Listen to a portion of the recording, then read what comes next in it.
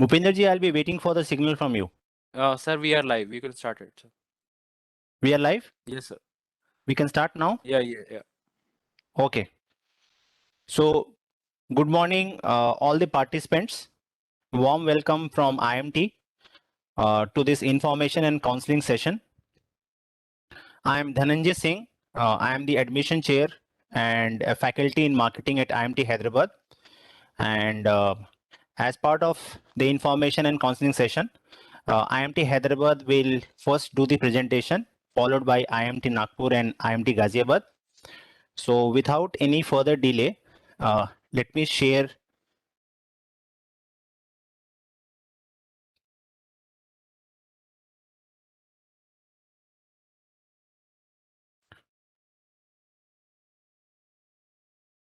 right. So this is the information and counseling session, and as I said, on a Sunday morning, feels very good to invite all those people who are joining this session. Now, we are from IMT Hyderabad, and in this presentation, and before we get into the presentation, let me make one more announcement. I'm sure you will be having some questions on the basis of what we share with you. I would like to inform all the participants to kindly register those questions either in the chat in the YouTube live session from where it will be posted to us, and we'll try to answer all the questions at the end of the presentation in the final 10 minutes. Okay, so the flow of the presentation is something like this. In this presentation on IMT Hyderabad, we are going to talk about the programs offered and the salient features of the program.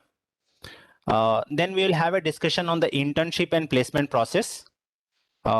We have two distinguished alumni who are joining this session, where the alumni will share their experiences as an alumni and what was their experience on campus, and if they have to share some advice for you guys, what will that advice be? And then the presentation will end with a with one or two slides on the admission process. Now, before I invite the Dean Academics, I just thought that let me give you a very brief introduction of what IMT Hyderabad is, and then introduce you to all the panelists, and then invite the Dean Academics to talk about the academic process at IMT Hyderabad. So IMT Hyderabad is the youngest IMT group campus. We started our operations in the year 2011. And IMT is in the business of nurturing socially responsible business leaders through a very innovative program called LEAP. And our Dean Academics will be dwelling in detail on this particular point. We are very strategically located, very close to the Rajiv Gandhi International Airport, and in a close proximity to the IT, pharma, and innovator hub in Hyderabad. I'm happy to share and inform you that we are the second business school in Telangana and Andhra Pradesh, which features in the top 65 NIRF ranking. And it gives me great pride to also inform you all that probably we are one of those very young campus which have got the permission to offer a full-time fellow program in management, which we have started offering from last year. Because we are part of IMT group, we also have the opportunity to make use of this 52 plus international partnerships for faculty and student exchange and practitioner sessions, because this is a management program, is a very unique and a very important entity as part of the pedagogy at IMT Hyderabad. Now, before I move to the next slide, let me invite and probably let me introduce you to other panelists who are part of this session. First, I have the privilege of inviting Dr. Chakrapani. Professor Chakrapani, if you can just switch on your video. So Professor Chakrapani is the Dean Academics at IMT Hyderabad, and Professor Chakrapani is going to share his views on our programs and the academic process. We are also joined by Mr. Prakash Pathak, who is the head corporate relations, and Mr. Prakash Pathak will be dwelling in detail on the placement process, the strategic interventions, and the internship process. And as I said, we are very happy that we have Saurav Singh and Sandhya Ramasubramaniam, two of our distinguished alumni from different batches, who are also going to share their experiences or their thoughts on what has been their journey on IMT campus and life after IMT campus. So now I invite Professor Chakrapani to take the discussion forward from here. Professor Chakrapani. Thank you. Thank you, Professor Dhananjay, and a warm welcome to prospective candidates. IMT Hyderabad offers 2-year full-time residential PGDM programs in PGDM, PGDM Finance, and PGDM Marketing.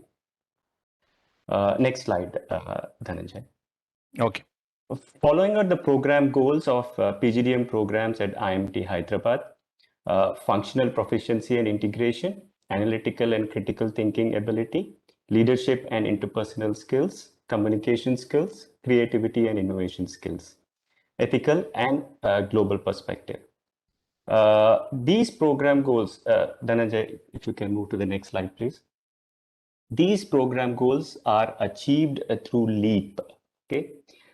LEAP stands for Leadership, Engagement and Academic Program. It's a value-based, value-added business leadership program offered at IMT Hyderabad to all the students in line with its vision of nurturing socially responsible business leaders. LEAP is embedded in the existing program architecture offered by IMT Hyderabad. The purpose of LEAP is to nurture communication skills, cognitive and interpersonal skills, contemporary digital skills, and develop business acumen and social consciousness among students of IMT Hyderabad. Next slide, Mr. Dhananjay. LEAP outcomes are achieved through the following initiatives at IMT Hyderabad. The first one being the Industry Mentor-Mentee Program initiated by IMTH to enhance industry readiness and nurture business leadership among students. Industry mentors will help students to hone their interpersonal skills, critical thinking, and problem-solving skills in real situations. IMT Hyderabad offers hands-on workshops during first year of the program in emerging areas such as programming using Python, blockchain technologies, advanced spreadsheet modeling, personal branding, leadership labs, creativity and innovation workshops, and design thinking. As part of the distinguished speaker series, CEOs and CXOs from leading corporates are invited to share their business building experience with students and update them about the happenings in the corporate world. Students learn about the challenges that these leaders had to face while achieving their goal, which gives them the motivation to think for out-of-the-box solutions.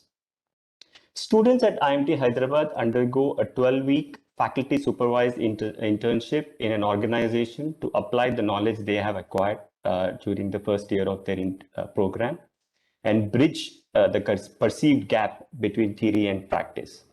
The internship program enables students to experience the rigors of professional environment, both in terms of form and substance. Next slide, please. Yeah. The social community Connexcel was established with the objective of sensitizing the students towards the society so as to bring about positive change in the communities and address real life societal changes. As part of global immersion, students are given the opportunity to pursue global immersion programs with IMT Dubai and 44 plus partner institutes across continents for a duration of 1 week to a trimester. At IMT Hyderabad, at least 15% of our courses is delivered by senior executives from corporate world, and the rest is delivered by the faculty members in charge. This is to ensure that the courses being offered are relevant and updated to meet the current as well as the future needs of the business world, and also sensitize students to the real world challenges, and students are exposed to the best practices in the industry within that function.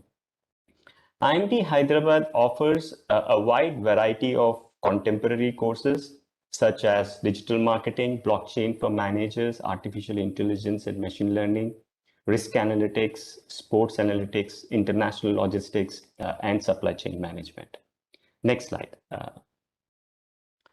As part of the institute-sponsored professional certificates, students can obtain certifications from leading business schools like Yale, London Business School, Duke University, University of Pennsylvania, etc. On courses and certifications like Six Sigma, Green Belt, Design Thinking for Innovation, Blockchain Application Certificates, Python for Data Science and AI applications, and so on and so forth. IMT Hyderabad offers innovative pedagogic approaches and focuses on skill development through application and experiential learning exercises like simulations, role plays, games, Harvard and Ivy League cases. Psychometric testing assessment, counseling, and mentoring is done for personality development. Student will have abundant opportunities for self-enhancement and improvement through various clubs and co-curricular activities, which I'm sure our alumni is going to talk in much more details. With this, I would like to pass on the mic to Professor Dhananjay Singh. Over to you, Professor. Thank you, sir. Now I have the privilege of inviting Mr. Prakash Pathak, the head corporate relations, to share his views on the corporate relation initiatives and other corporate engagement initiatives at IMT Hyderabad. Mr. Prakash Pathak, please. Thank you, Professor Dhananjay. Am I audible? Yes, sir. Yes. Okay. Great. So I would also like to thank Professor Chakrapani for giving a brief about the academic initiatives at IMT Hyderabad. And since this is a webinar which is attended by the prospective students, what I would like to tell all these students first is that whatever I would say in the next 10 to 15 minutes may be important for you, not only if you join IMT Hyderabad, but any institute that you join. So basically, this contents of my presentation is basically would be talking of what IMT Hyderabad did in the last few years. We had some phenomenal transitions happening in our average salaries, in our median salaries, in the number of offers per company that our students get. So basically, how we were able to achieve these transitions, these figures in placements. So if you know that, probably that will help you throughout your career. And I would be talking on the FOPA of placements. FOPA means the slip-ups, the mistakes that students normally do in placements. And normally, because they normally don't understand the first job versus career, what a first job means and what a career means. I think some of the alumni are here, so I would request them to touch on this point while they are speaking. And then I would briefly touch on the internship opportunities, which is your first window of any kind of exchange with the corporate world. And then I'll briefly touch the summary of what I have spoken in these 15 minutes. So Professor Dhananjay, if you can move to the next slide. Yeah. So basically we have what we do is we have something called a words of wisdom. So any company that we bring in for campus placement at IMT Hyderabad, before you actually interact with the company, we make you interact with the alumni who has already been placed in that company and who has cracked that particular company. For example, if Zomato is coming 2 days in 2 days from now for campus placement, we would invite one alumni from Zomato who has already been placed at Zomato, who has cracked Zomato, and who can tell you exactly how what preparations you can do to increase your opportunity chances in that particular company. Okay, so that's called words of wisdom. We have something called a placement training program, which is very meticulously designed, where we cover things like soft skills, group discussions, and so on, so that we actually, as is mentioned here, not only bring companies to campus, but also train you on how to crack those companies. Yeah, can you go to the next point, Professor Dhananjay? Yeah. Similarly, we have something called inputs and domain refreshers. So, I'm just trying to lay a stress on the kind of kind of preparation that we help our students do so that they crack the interview processes. And that is very important because, again, as I said, bringing the companies to on board is one thing, and students cracking the companies is also very important. So we have input and domain refresher sessions. We prepare you and facilitate your participation in various corporate competitions. So what corporates do is, some of you may know, there are competitions which are created and evaluated by the corporates themselves. Some of these competitions I can name are HUL Lime, L'Oreal Brandstorm, OnePlus Student Ambassador Program. Similarly, we have Wired by Flipkart and so on. So these are various competitions, and what we do is we help our students facilitate their participation in these competitions. And most of the times, these competitions end with a PPO or a PPI. So basically, that is the advantage that you have in at IMT Hyderabad.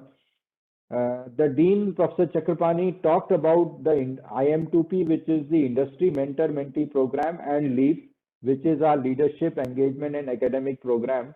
So both these programs, in these programs, through these programs, especially the Mentor-Mentee Program, what we do is we try to connect the students with mentors. So these mentors are industry leaders from the industry, who have themselves spent a lot of time in the corporate world and who can be your lifetime coach for guiding you to your in your corporate career, not only as a student but also when you join a job, in case 2 years from now you want to take some important decision in your life, you can consult these mentors and so on. So this is our industry mentor to mentee program, which is IM2P program.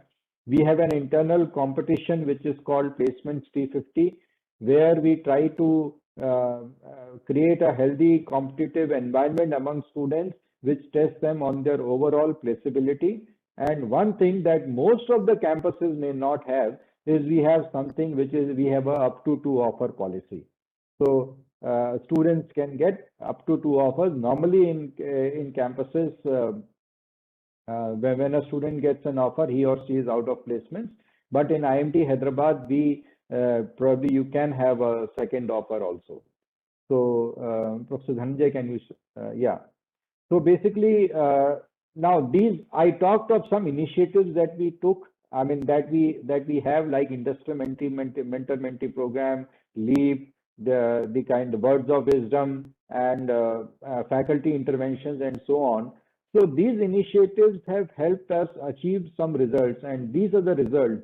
You know, the average CTC increases by around 27%, 26.26% over the last 1 year, just in 1 year. Similarly, in 1 year, the increase in median CTC has been 26%. So another advice to the prospective students is, whenever you are seeing average CTC of campus, also you should look at the median CTC, because sometimes it is a better indicator than an average CTC. And very important thing, increase in number of offers per company. Number of offers is, if there is a batch of 240 students, how many companies are required to place those 240 students? So that is very important.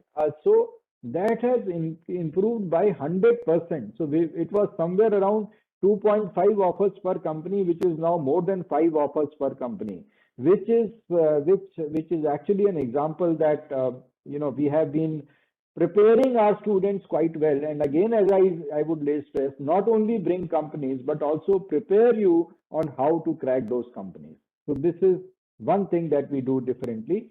And we also had an increase in the number of profiles by sought after sectors. There are certain sectors like consulting, IT, ITS, FMCG, which are sought after. And as an MBA aspirant, you would look forward to get selected in these sectors.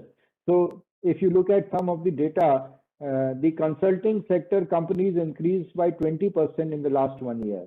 And the IT, ITS sector companies increased by around 55% than last year. So basically we also take care of what are the sectors that you look forward to, and how to bring those, and we actually lay a focus on bringing such companies on campus.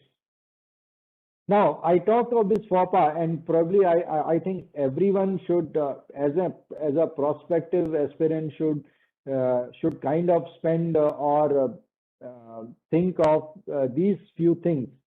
How to choose placements. I have seen some best of the best trainers talking about these three things: profile, brand, and CTC.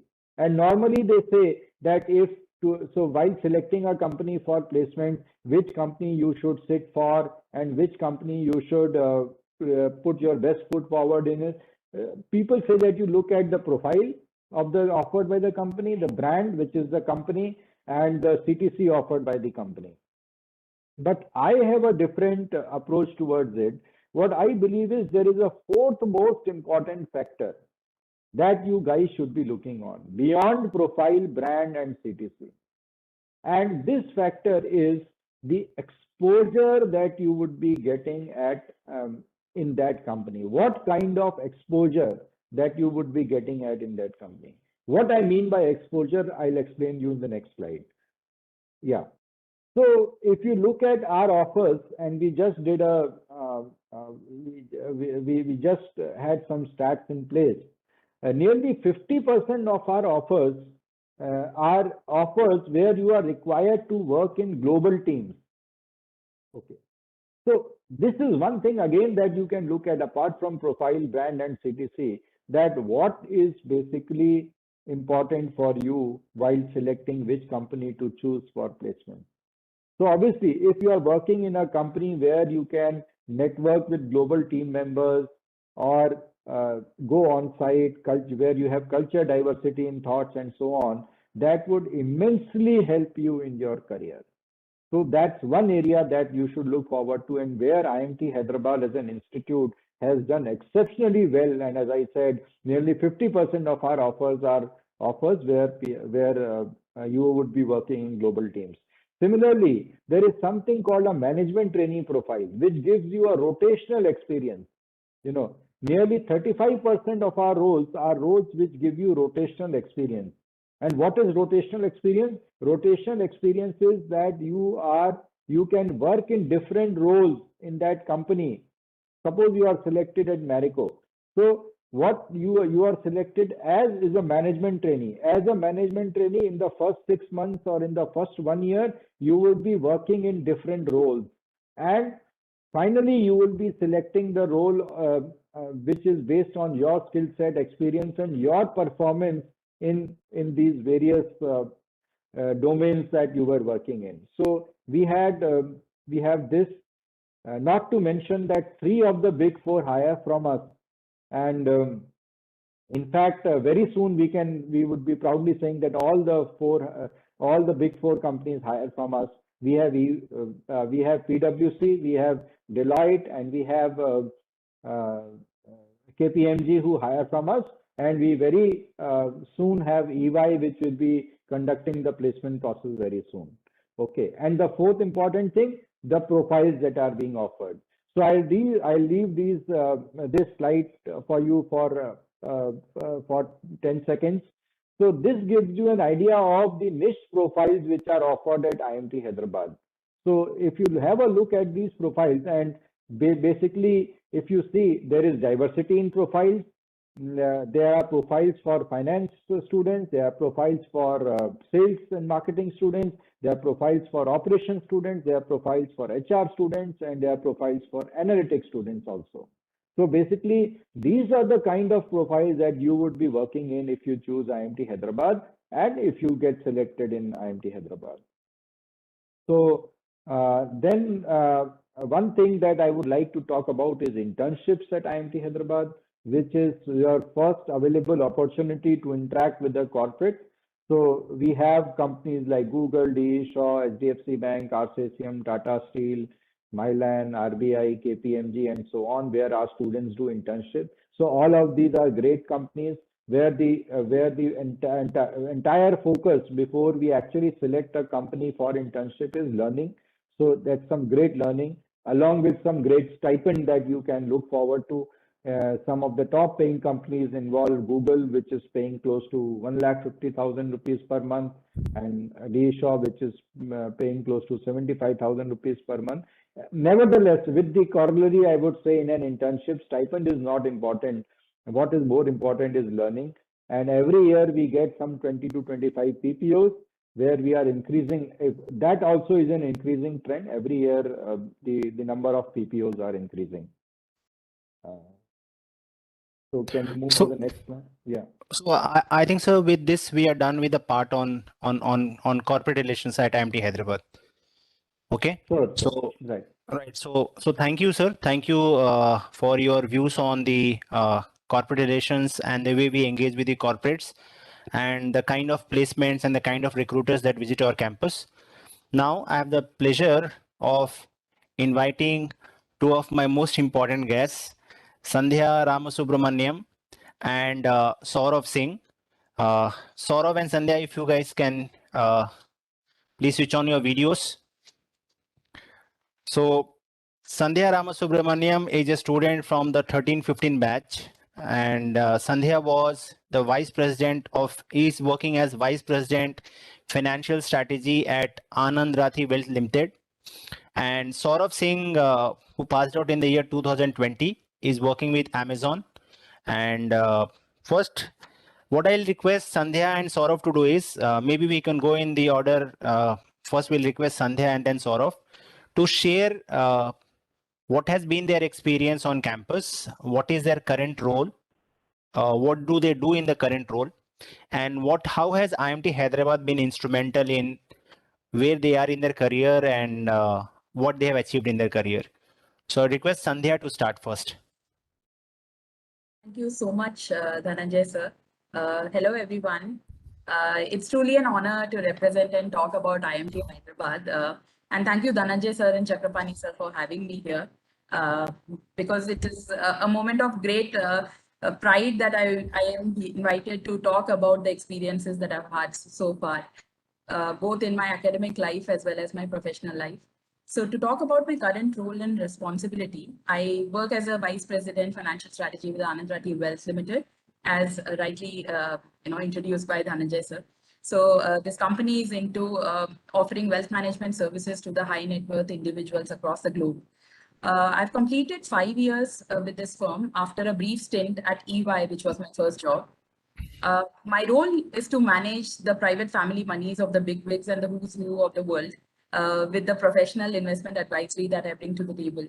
So here we are supposed to meet the client's requirements, basically the end-to-end portfolio requirements. And my role is to ensure that we complete the entire process life cycle, right from segmenting, prospecting, lead generation, onboarding, and managing the professional relationships of the clients. I'm now handling a team of MBA graduates who work as my constituents and help me manage my clients. So it feels good to be on the other side of the table where I get to mentor and coach the freshly graduated MBA students who aspire to carve a niche for themselves. Now coming to how IMT Hyderabad has been instrumental in shaping my career. As I said, it is a matter of great pride to carry the tag of IMT Hyderabad as I climb up the corporate ladder in my career. This esteemed alma mater has helped me enhance my professional capabilities, and it has taken me several notches higher with respect to my contemporaries. And there are many, many reasons for this. Some of the management skills that have come handy while dealing with my professional engagements with my clients are leadership and interpersonal skills to start with. Followed by critical thinking and analytical skills, to name a few. These qualities have helped me come up the learning curve rather swiftly and in turn shape me as a thorough professional. So taking a bird's eye view of every problem in hand and logically arriving at a solution using strategic tools is something which I picked from my B-School days. The discipline, time management, and the ability to multitask have taken precedence while executing the day-to-day modus operandi in my current organization as well. If I have to talk about my experiences on campus, as you all are aware that IMT Hyderabad is a residential campus, and it was the first time that I stepped out of the comfort zone of my house like most of us do. It came with its own set of teething challenges in terms of getting adjusted to the new environment, interacting with students from diverse backgrounds, engaging with experienced professors, getting used to eating the mess food, and above all, dealing with the homelessness big time. Yeah, so, but I'm grateful to our faculty who were always approachable, who we could go back to with our queries and challenges, and they were ever so welcoming to make us feel at home, even in the campus. The curriculum is designed in such a way that one cannot function in silos. You are required to complete assignments as a group. You need to learn the knack of getting things done and take leadership and ownership whenever situation requires you to. At times, you need to keep your ego aside and talk to people with different intellects. You need to keep calm and work as a team. So team building activities, which are prevalent in every organization, is taught right from your school days. Time management is the key, which comes with planning and organizing every task/assignment in hand. If there are 5 electives, it would mean 5 separate assignments. So one needs to divide appropriate time between various subjects so that the equilibrium is maintained.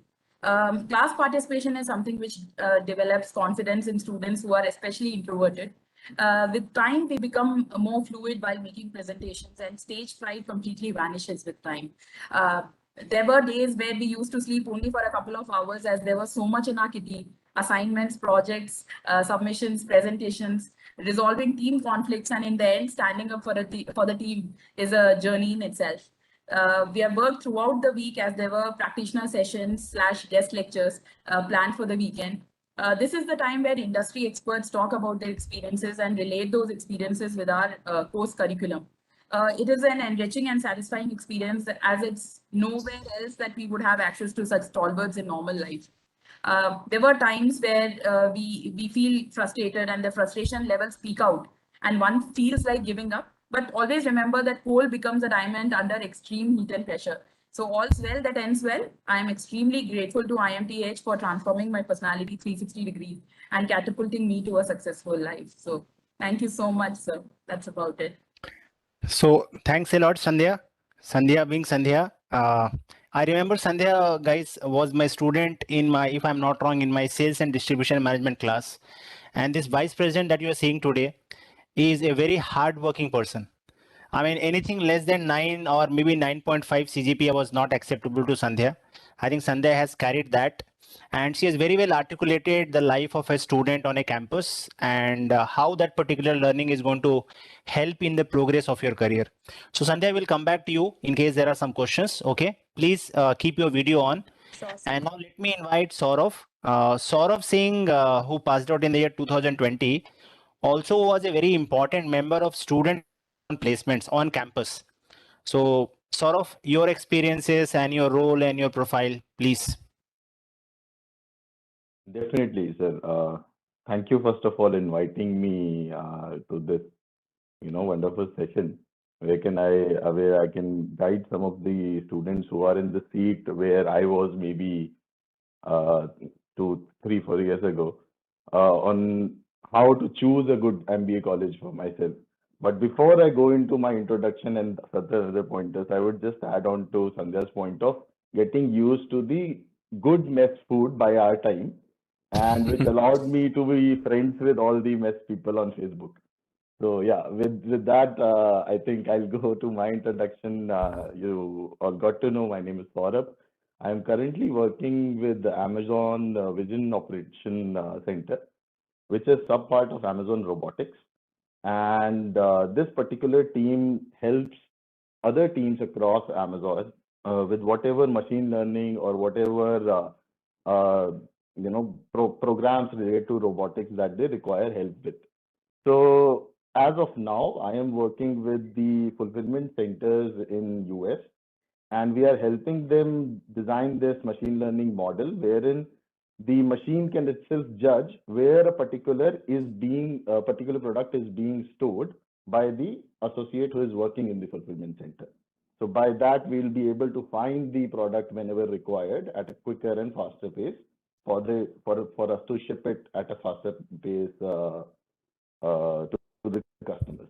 So that is primarily, the role. Obviously, it involves the Pathak sir was talking about the rotation, where we take on different roles within our role to help organization in whatsoever we can. So I am currently leading a team of 40 people who are engineers, and they are looking into all these kind of jobs that they are getting on a day-to-day basis from the fulfillment center, in case the machine is not able to judge. So by their manual input, the machine learns over a period of time. So that is about my job.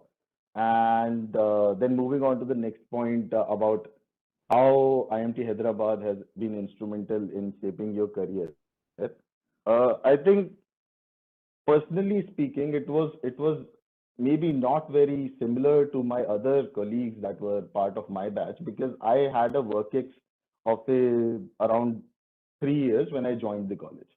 So I got to interact with a lot of freshers, but at the same time, how IMT helped me is providing me the infrastructure, providing me the setup and the bandwidth to work on the things I wanted to work on.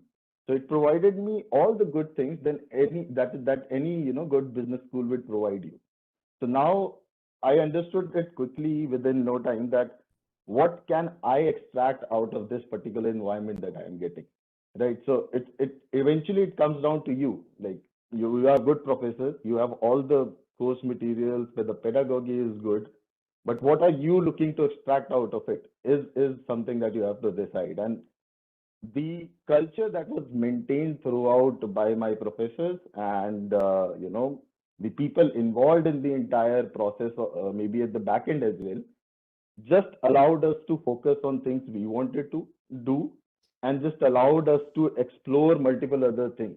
So that is, I think, my biggest support from IMT Hyderabad was. So that really helped me. I'm moving on to the third part as well, like experience on campus using the second pointer.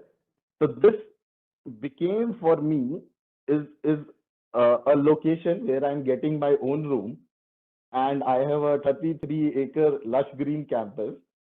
I am now my own master when I have to wake up, because I have these many tasks to do. So I am deciding my day, I am planning my day out, where I want to involve, where I do not want to get involved, where I'm getting ROI from, and maybe experimenting something and then saying no to it. So all this, was the journey throughout 2 years. It wasn't that I made certain decisions 3 months and then I didn't change that.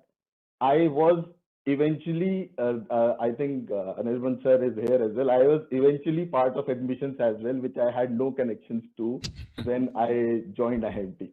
I was a proud member of the student committee of placement. I am wearing that hoodie right now, which has a motto of one for all for one. That we were ready to give it all for one student as well, who was requiring ourselves from a placement point of view. I hope that is being continued in the campus right now. That is, I would want to see the legacy run like that.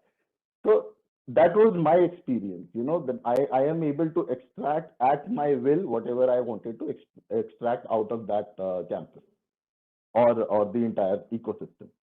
Now coming on to my advice for you to join any club committees, without any bias of me being a member of placement committee, I would say that is also a take you have to, that is also a call you have to take. It has to be decided by you by a mere fact that what do you want to do? Where do you see yourself extracting something out of, right? I was part of certain clubs which I didn't continue. I had a fair conversation. I left that club and eventually put more efforts in other clubs. So how for personally speaking, how I saw it for myself, I had a very hectic day with placement committee. Obviously, we had a day in, day out job. So what I did to balance it out is join the dramatics club. So my first performance as in the dramatics club, and my aura that I had to maintain in placement committee. When I was on stage and after the performance, many juniors were like, "We didn't recognize that it was you." For a quite good time that we didn't recognize, because we are not used to seeing you like that. So it kind of helped me live two lives in a way, right? I am enjoying my dramatics bit because I want to be part of that. I actually went on to become the POC for that as well. So had certain responsibilities there as well. And I was in a setup where day in, day out, maybe there have been days I have spent a week in suits, like continuous day after day. I was in suits only, where my colleagues might be having a gala time after their classes and everything. So I think that then it again I'll most importantly summarize it in a way that what are you looking to extract out of any business school wherever you decide to go. It will come down to you, and IMT Hyderabad doesn't leave anything for you to not take it out of it. So that is I think my experience. So thank you, Saurav. Thanks for your well articulated views in terms of your job, your role, as well as your stay on campus. And I can probably take 2 points from what Sandhya and Saurav have said. So what Sandhya has said is, guys, if you love to enjoy rigor, IMT Hyderabad is the place to be. And what Saurav says is, you are entitled to get one single room. You know why I'm talking about this? As admission chair, I have come across requests. People have come and said, कि sir, हम दो लोग साथ ही रहना चाहते हैं, because we have friends. So whether you want, you don't want, in that case, you know what I did? I ensured that both the friends are on 3 different floors, nowhere close by. So you come here to become an independent professional, and we are there to facilitate that particular process. Now, guys, maybe if we have some questions from the participants, probably we'll again ask Sandhya and Saurav to respond. Moving on, let me quickly share with you guys this shortlisting process for the IMT admissions. So this year, this is one point which I wanted to talk about. The IMT group has decided that we would like to have profile-based admission. What it means is, for people who have got exceptional work experience, like Saurav was talking about that he had 3+ years of experience, right? Or people who have come with exceptional profile, coming from good institutions with very consistent academic background, even if their aptitude test score happens to be a good 2 to 3 percentile less, we would not like to lose on those candidates, right? From whatever cutoffs we have set. So we are trying to encourage people with work experience, and that to relevant work experience, and people who are academically brilliant, or people who have represented the country or represented their state at national or international level on competitions, that they can apply. And in those cases, we don't mind reducing the cutoff by about 3 to 4 percentile, invite them for the admission process, and if they do well in the admission process, they may as well get the offer. And the last slide, this is in brief about the selection process, which I think you guys would be aware by now because you have been visiting our websites. Only thing which I would like to emphasize here is your selection at IMT, whether it is Hyderabad, Nagpur, or Ghaziabad, is a function of your performance in critical thinking test, your performance in personal interview, the academic scores you have in 10th, 12th, and graduation, your aptitude test score, whether it is CAT, XAT, and CMAT for Nagpur and Hyderabad, your work experience, and the kind of academic diversity you bring to the class. And a cumulative weighted score of this is going to help or going to decide your case whether you're going to be given the offer or you may not get the offer. So with this, I'm done with the part that we wanted to present for IMT Hyderabad. Now, let me just open the chat and see if there are any questions. Maybe Priya, if there have been any questions on the YouTube live, if that can be posted, then quickly we'll try to answer some of the questions and then invite IMT Nagpur to do their presentation as far as IMT Nagpur campus is concerned.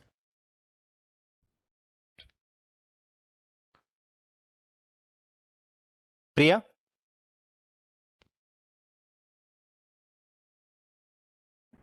And maybe another 2 minutes in case there's nothing getting posted there in the chat.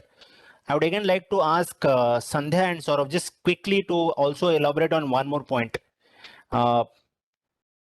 See, I mean, you have been attending so many courses and so many classes and all that, you are part of the groups and all. I'm sure you would have come across situations where certain members of the groups had not been contributing or were not doing the way you wanted to. How did you balance out those situations, and how is that helping you in your corporate life? Quickly, in about a line or two. First, maybe Saurav and then Sandhya.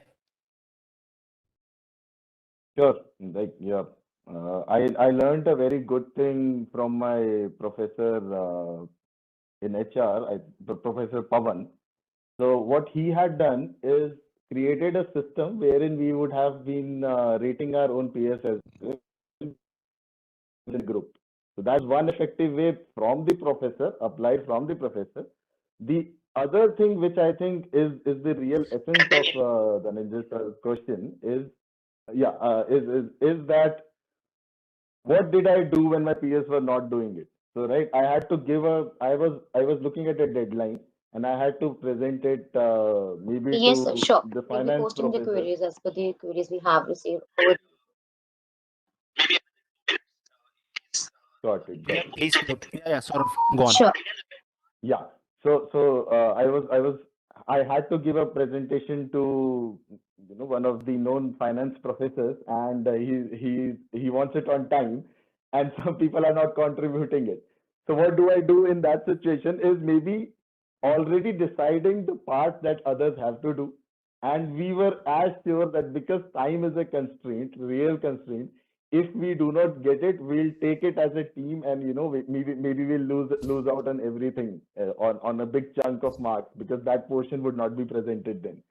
This would motivate others to just not sit it out, but rather at least do their bit, so that it becomes a team effort, and then eventually we get to learn from others' parts as well, whatever they have done. So we would do small chunks, teach, educate each other in much smaller time, and then within that time frame we would be able to close multiple projects as well. Okay, Saurav. Sandhya, quickly your point, because there are 3-4 questions. I'll quickly answer, then give the platform to IMT Nagpur.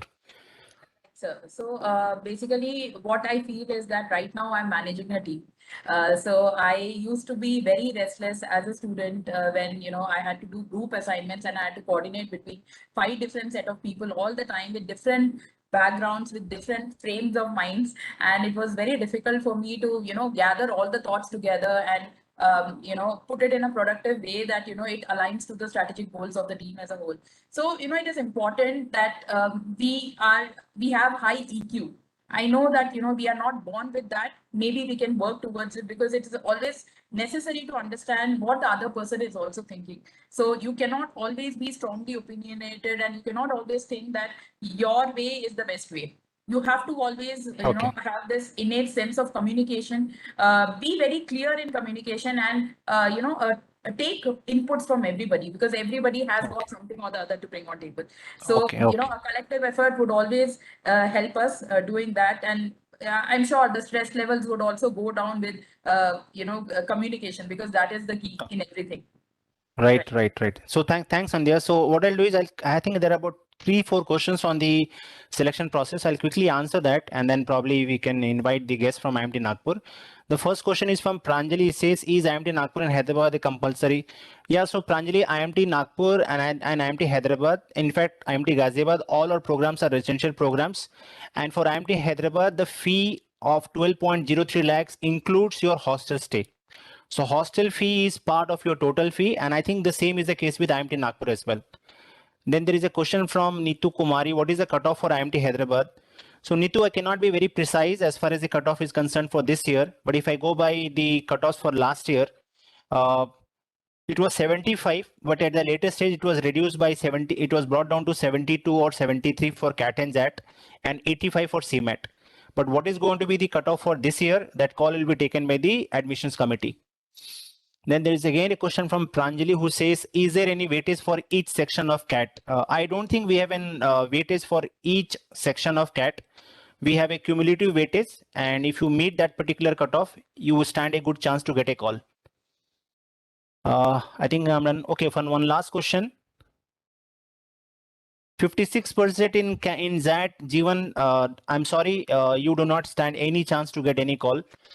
Maybe if you're interested in IMT Hyderabad, then you have to think of writing CMAT, do really well, try to score in excess of 90, and then maybe you have stand a chance of getting a call. So I think admission is going to be profile based. Will freshers be given less importance? I'm sorry, this is this does not mean that the freshers are going to be given less importance. This only means we want the process to be more accommodative, which means we don't want to lose on, let's say, work experience people who are not meeting the cutoff in the normal circumstances, to reduce the cutoff by 2 to 3 percentile, get those people in the process, and then check how they're performing in the admission process.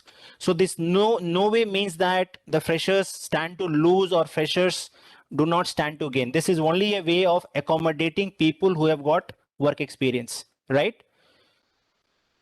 So I think keeping in mind the constraint of time, and there's one more question from Himanshu. He says, is it a compulsory residential program? The answer is yes. If you join IMT Hyderabad, even if you're staying just 1 kilometer away from the campus, you have to be on campus, right? It's a residential program. So with this, we'll close the session. Dhananjay, sorry to cut in between. There is one more question. I'm so sorry. This is CMAT 2022 is delayed. So can we still apply for IMT? Yeah. So again, good question. You can still apply for IMT. What will happen is we'll call you for the admission process under the no test category, right? And your offer would be conditional. And once your results are out, you'll be submitting your score. If you meet our cutoffs, then the conditional offer becomes the final offer. And in case you do not meet the cutoff, you know what's going to happen, right? So I would now like to thank the Dean Academics, Professor Chakrapani, the head CRO, Mr. Prakash Pathak, and my two great alumni, Sandhya and Saurav, for having shared their views and having provided information to the students. And I wish them all the very best. And now I would like to request the team from IMT Nagpur to kindly start their presentation. So let me close my Harish Pandey. I think there is somebody saying, is 79% in CAT good enough for IMT Hyderabad? Yes, it is good enough for IMT Hyderabad. I think you can apply. So let me close this, sir, Pawan sir. Yeah, sure. Thanks a lot, everybody from team IMT Hyderabad. Thank you, Dhananjay. If anyone needs any help additionally offline, please do let us know as well. Let me know. I can speak for myself. So Pawan sir, now you can share your slide. Sure.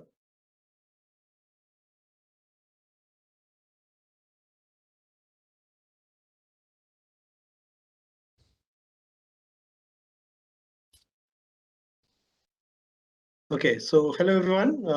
My name is Pawan Jain. I'm the admission chairperson, IMT Nagpur. Welcome you all on this YouTube live session on information about IMT campuses. So today we have with us Professor Anil Kumar. I would request all the panel members to just keep the videos on so that we can introduce you one by one. Professor Anil Kumar is the chairperson, program chairperson at IMT Nagpur. We have Ms. Vidya.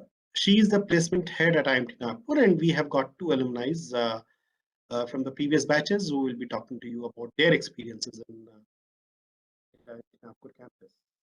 So this is going to be the agenda. I'll be introducing you to the IMT Nagpur. Then the panel members. Professor Anil Kumar would be making a presentation on academic programs. Ms. Vidya would be talking to you on the placement status IMT Nagpur has achieved so far in this year. Then Mr. Anand Kharad and Ms. Tanvi Pandey would be talking to you, the alumni, they will be talking to you about their experiences. And finally, we'll be taking questions from all of you. So to begin with, IMT Nagpur was established in 2004. It has got a 27-acre lush green campus. You can see the pictures in your screen. And with all the infrastructure required for an excellent learning environment. So we have got all smart classrooms with well equipped with the latest technology, and this has been done not before the COVID started, but it has been long been there. We have two sports grounds, library with full of books, journals, everything, whatever is needed to complete your assignments and your work and everything. We have got 4 hostel buildings which can house close to 750 students in the campus. And of course, the program is completely residential. Professor Anil Kumar is the chairperson, program chairperson at IMT Nagpur. I'll be handing over the stage to Professor Anil Kumar so that he can speak to you about the programs we offer at IMT Nagpur, what extra efforts we have taken to ensure that the learning continues even during COVID programs, and what uniqueness we offer at IMT Nagpur programs. Over to you, Professor Anil Kumar. I will be running these slides, please.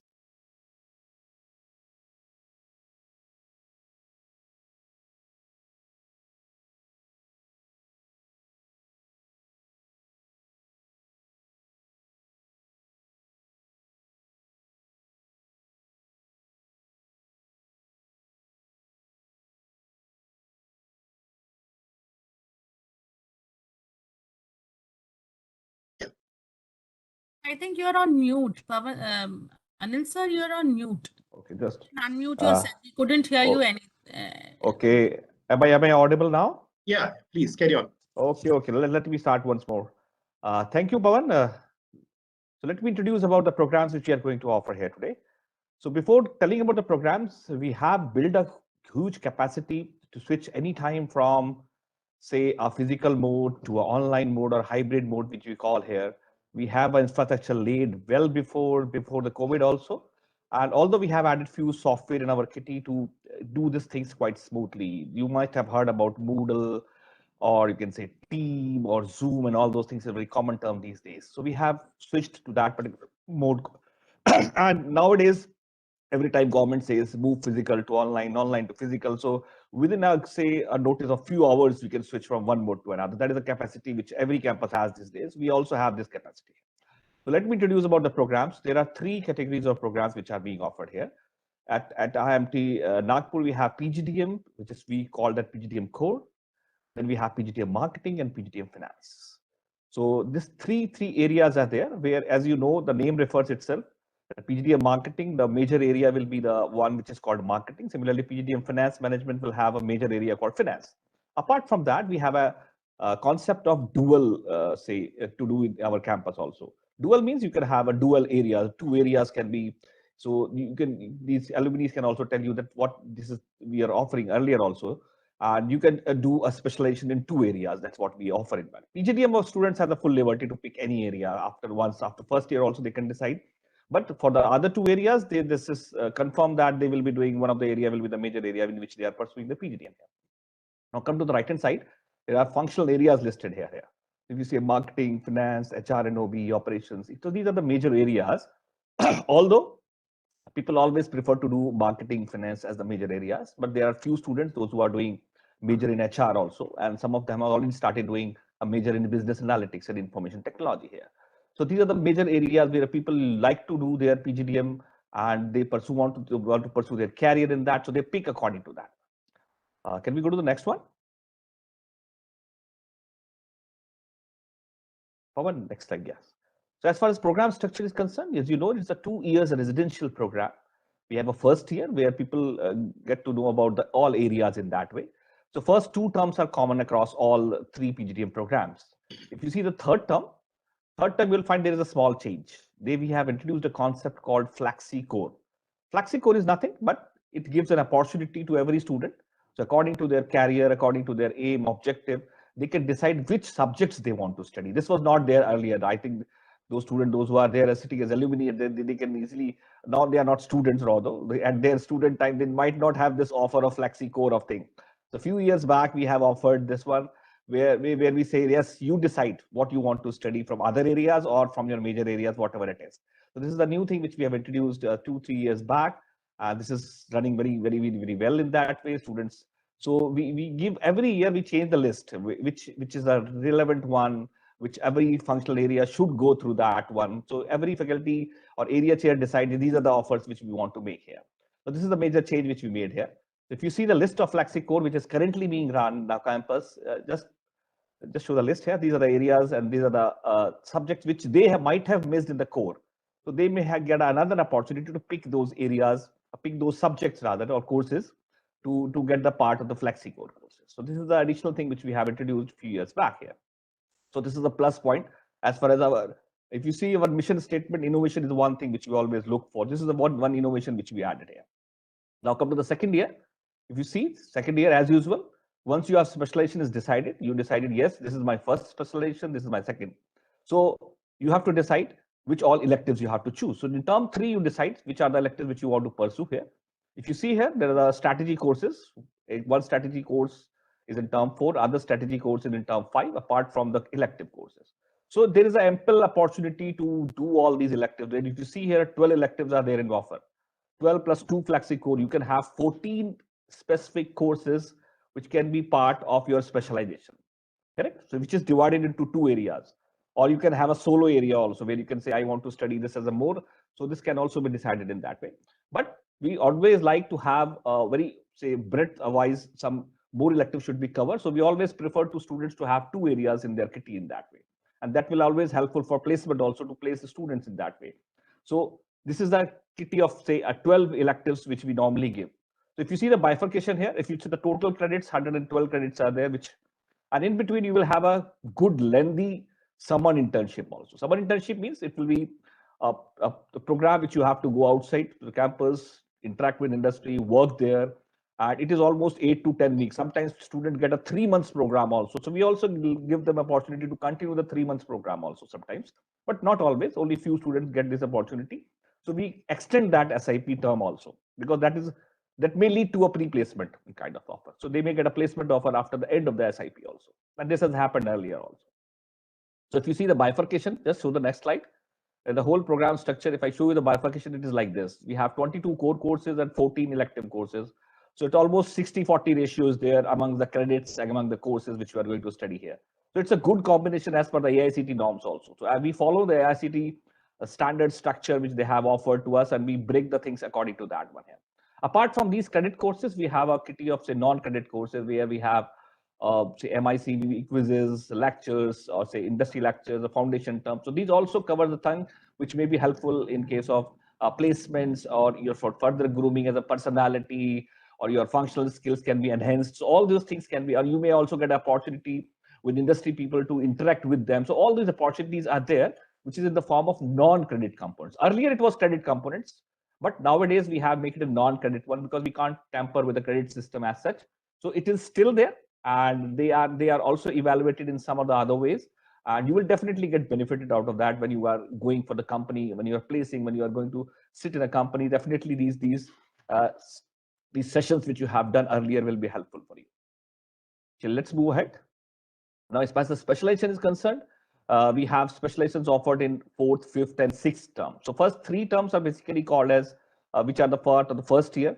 But from second year onwards, we have, just move back. Okay. So this is a, say, we have a 3 ways of picking electives these days. Earlier, you simply used to say 12 specialization, you have to do in 2. But nowadays, we have made a 3 combinations here. Either you say dual, where you have 6 from each specialization, or you can say sometimes major and minor. In that case, we say you take 6 from one, 4 from others, and 2 from other compulsory, other course areas in that way. But we also give opportunity to PGDM students, especially, so that they can have a 1 specialization. They can say, yes, I want to do 1 major, and all other I want to do a vanilla courses from other areas also, because I want to have a exposure in analytics also, economics also, HR also. So I want to have all those skills for being a good manager in that way. So people always sometimes go for a single specialization also. So this is the 3 types of offers which we make to them. So they decide beforehand when they get in term 3 that how we are going to do our specialization. Either it will be dual specialization mode, major minor specialization, or a single specialization. So this is the thing which we have experienced over a period of time, and we changed our strategy according to the students' need in that way.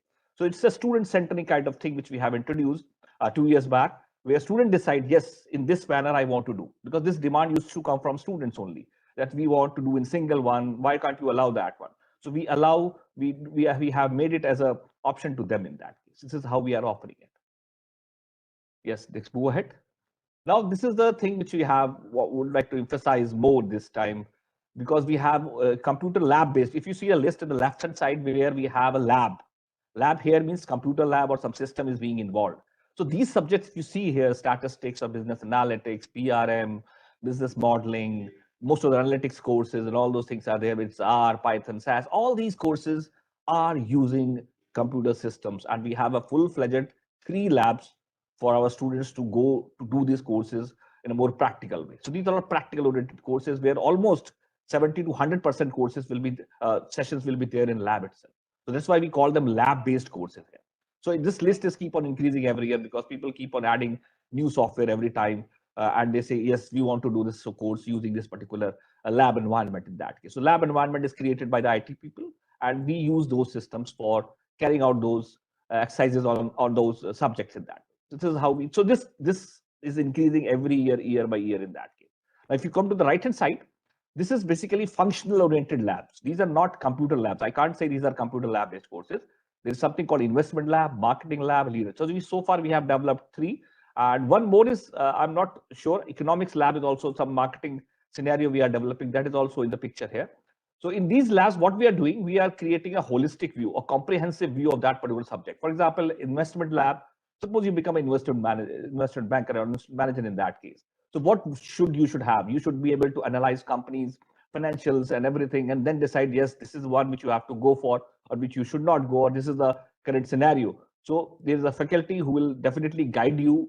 They will give you a simulation using the NSC portal, and that will be accessible to you. And using that portal, you will just decide, this is the money which I have. This is how I'm going to invest over a period of time. So it will be a live kind of lab which runs over 2 or 3 semester rather, or 2 or 3 terms rather in that case. So this gives you a full comprehensive view, a live view, how to become a particular, say, how this portfolio will definitely help you in that case. So you have to build that portfolio as far as investment is concerned. Similarly, in a marketing lab, if you see here, just one minute, Pawan, please go to the previous one.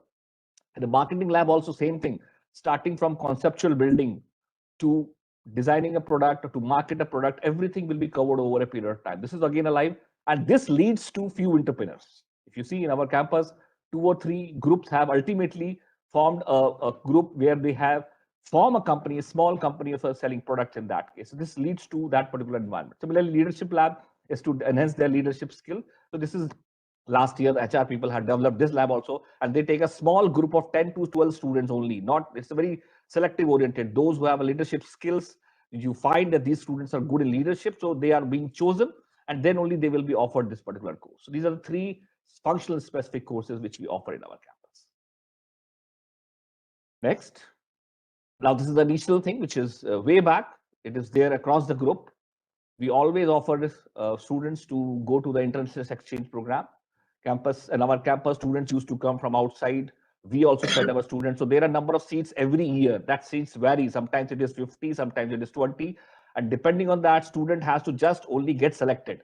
If they show interest, there's a minimum criteria for CGPA, and their their language skills and everything will be interviewed by the persons here, and then decide, yes, these are the 20 or 30 students will go this year.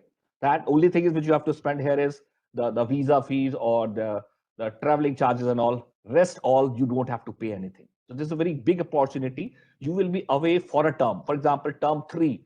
So you will go to the other campus, say in France or some exposure. So you will get that exposure there, and from there you will come back, and those credits will be transferred to our structure in that way. So nothing big. Full term you will be away. You will be interacting with those students. Similarly, students from other campuses coming to our place, they get interacted, and a lot of mutual exchange will take place. So this is a very, very premier thing which we always, that students look for that when they want to go that. Only thing is minimal charges you have to bear as far as visa, travel and lodging is concerned. Otherwise, everything is free in that way. So this is included in that particular fee. If you see the list of those partnerships which we have, you see the huge list is there. And this is across all 3 campuses, whether it's there is a French institution, there is a German, there is a Paris School of Business, there is a Korean institution, across all we have. And this list is every year, we keep on updating this one here. So you get enough exposure when you go to abroad and study with those students. Sometimes you may face language problems, but still you can cope up quite easily, because we always tell, yes, this is the primary language is English. So they always help you in guiding you in English. And similarly, when they come to our campus, we also tell them, yes, there should be have minimum standard of English in that way, because we teach that particular courses in that particular language. That is the only problem which people used to face. Otherwise, it's really an interesting one. Now, as far as accreditation and approvals is concerned, we have all the desired accreditation and approvals here. We are already AICTE approved college since 2006. So we are in our teens, if I say. teens means we are in almost 17th or 18th year, and we don't mind in experimenting a lot of things here. If I say you this year what we are experimenting, we have a Harvard publishing courses are there. So we are offering those Harvard publishing certification courses, which we call international certification courses, which we are introducing this year. So this list is not included although here, but every year since we are in our teens, we are more enthusiastic to make some changes every year in our curriculum, as well as introducing new things here. So this time we have introduced Harvard publishing courses in our curriculum, and these courses will be offered online to all the students. They have to finish those courses, get their certification, and then they will be eligible for placement. So this is what we have done this time. So we are keeping every time we add new things in. Now, apart from AICTE approval, we are also already a member of Association of Indian Universities, which we call AIU. We are NBA accredited. And similarly, we are going to be pursuing for international accreditation. SACS inspection is already over. ASESB is already in process. So we are striving to get these accreditation as soon as possible, so that we have an international visibility across the globe in that case. That's what we are striving for. That's all from my side. I hope everybody gets some knowledge, some more intense knowledge. So a lot of queries can be sorted out when you have this kind of discussions in place. That's all from my side. Thank you, Pawan. Thank you, Professor. Now I would like to invite Ms. Vidya Srinivas, our placement head at IMT Nagpur. Vidya, if I'm correct, we are probably reaching to 100% placement in a day or two. You are on mute, Vidya. Good afternoon, everyone. That's a brilliant way to start the presentation. Chalo, over to you, Vidya. Over to you. Thank you so much. Thank you so much, Pawan sir. Thank you so much, Professor Anil. An amazing insight of what we are doing as an institution, and that speaks volumes about how we have really grown and risen to be one of the best premium institutions in the country. Well, I am just 3 students down to become 100%. And that speaks about volumes of efforts that has gone into training students, making sure that they are industry ready. And there has been an equal participation from the faculties, from the alumni, from the corporates, to make sure that this dream is fulfilled. So we're expecting a result tomorrow, and hopefully we'll be 100% by tomorrow, is what is there up in the cards. Talking about the placement statistics, I'm really elated to speak to you on the performance of IMT Nagpur, and we have really done well. COVID, no COVID, doesn't make a difference. We are very resilient, and the kind of results that we have produced in the last batch, that is 21, and the current batch of 22, we have really done well, and the statistics is in front of each one of you. Well, we have placed, so just one sec. Sorry. Yeah, so we have placed 97%. So and if you say it's 98 to be precise, we just left with 2%. So the highest packages that has gone is around 23.5 lakhs, and the averages have been 9.79, which is very, very promising and very overwhelming to all of us. The median is around 8.25. The top 10 students percentage, in terms of percentage, their average packages have been around 14.66.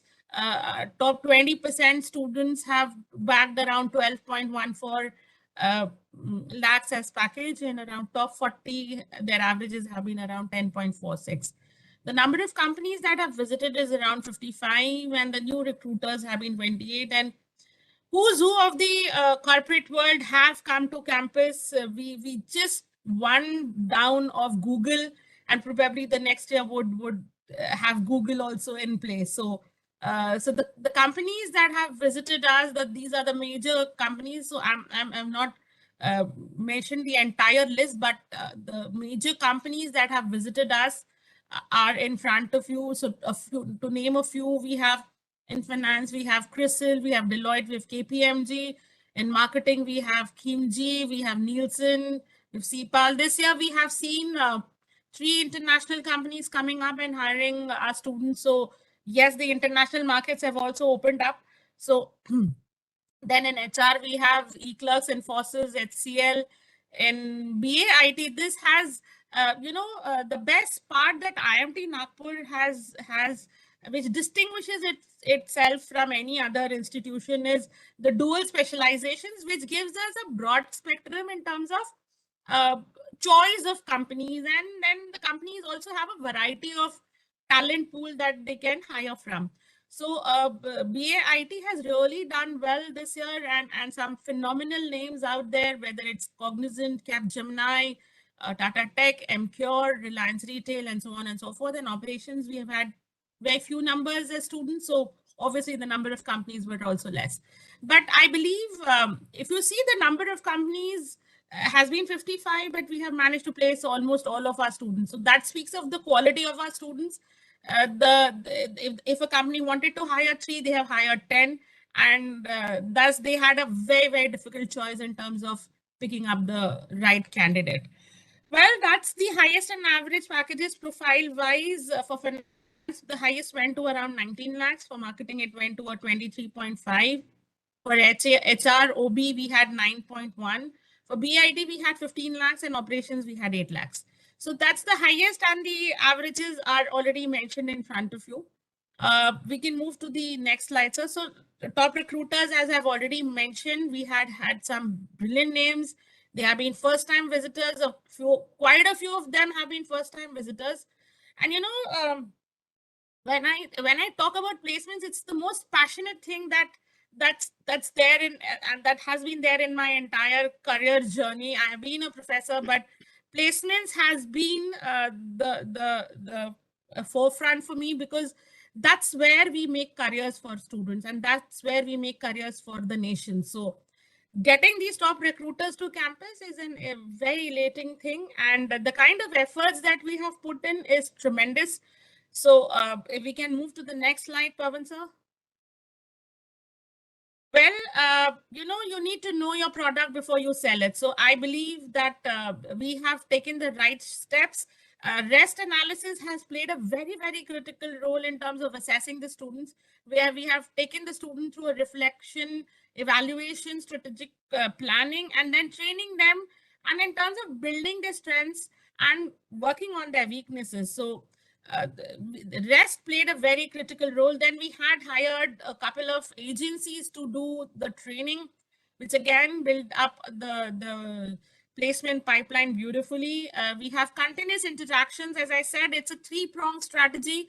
Faculties get involved, the alumni get involved, the corporates get involved in terms of training the students. So we have experts say pooch, we have boot camps, and we have various levels of alumni engagement, and thus we get to the results. So the new thing that we have started off again is a buddy mentoring system, where the placement team becomes the buddy of say 10 to 15 students. They completely take the onus of them in terms of their dilemmas, in terms of their apprehensions, and any difficulties in understanding the job descriptions, and thus the churning out becomes faster. So the right kind of planning creates right kind of results, and I think we were well planned, and we executed it well, and thus we have done a phenomenal job today in the industry. Well, that's about placements, and I'm sure you would have many questions to ask, and I'm here around, and it'll be fun to address each one of you. Thank you. Thank you, Vidya, for talking about the placement data and everything so nicely. Now, let me bring to you Mr. Anand Kharat. He is the alumni of batch 2011-13. Currently working as Associate Vice President, Investment Banking, Allegro Capital. Over to you, Anand. Thank you everyone. Congratulations to the whole IMT Nagpur team for a successful year. Thank you, Pawan sir, for giving me the opportunity to speak my 2 cents to the upcoming students. So hi everyone. As Pawan sir said, I'm working in the investment banking division of Allegro Capital. As of today, from tomorrow, I'll be joining a private equity firm. So you are the first bunch of people to know that. Okay. So yeah, I think my journey has been being coming from a fresher and from a business background, I think B School was a big step for all of us in the family as well. When deciding on college, IMT obviously resonates as a good brand, and you want to be part of such institutions, right, in the future, because it not only helps in bringing your career to a different level, but you also develop a lot of networking skills, right? Here, you also develop a lot of connections, which help you in your future. During part of my IMT journey, the biggest learning was obviously you learn academics, and that is the prime objective of doing an MBA. And I can during the course of the presentation, I've seen how the academic chairperson and everyone work together to develop new strategies to give more out of what is needed from the 2-year course, right? But along with that, what you also learn, I think more critically, is being part of a team, being independent. You have to manage your time very well, as have been pointed out by a lot of people, that team management, time management is very, very critical, given that you are always crunched with time in an academic course which runs to 2 years. While it may seem like a long journey, but the days, the semesters, the trimester pass extremely, extremely quickly. Learning how to manage yourself, how to manage a team, and there will be multiple times where you'll be working on an assignment where there are 5 people, 6 people involved. How to get the most out of those 6 people is extremely important, and directly, indirectly, someone becomes a leader in the team, right? Where you will manage the whole team, where you will make sure that the goals are set and everything, right? During the course of the presentation, during the course of what you do. One also important aspect that everyone should look out for is networking.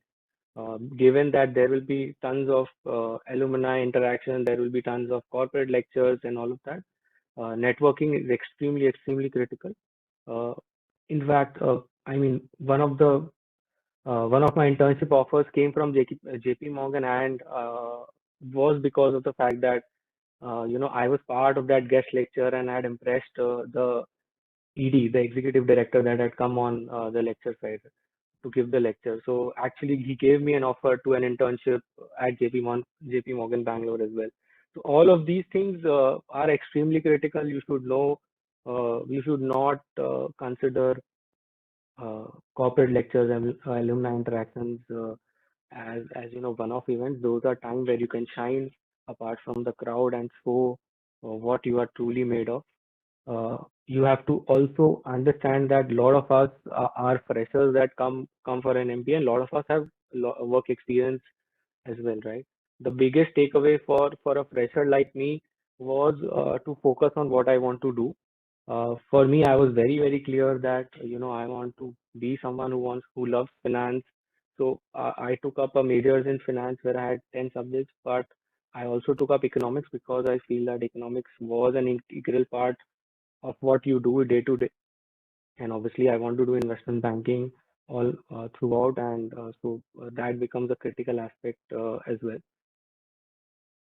The teachers, the professors have been accommodative during my time. So I've studied under Pawan sir, I've studied under Sayan Banerjee sir, and so many other professors, right? In fact, I remember during my second year, I had given 2 additional exams for courses I was not even part of. The professors were convenient and accommodative enough to even allow me to do that, because I felt that there are only 15 courses that you can take electives, right? And those 2 electives which I wanted to be part of were very, very important. I felt so. I had studied for them during my course in the second year, and eventually ended up giving the exams for that as well. Another important aspect for a residential program is that you get to be part of forums. So I was part of the finance forum during my tenure at IMT Nagpur.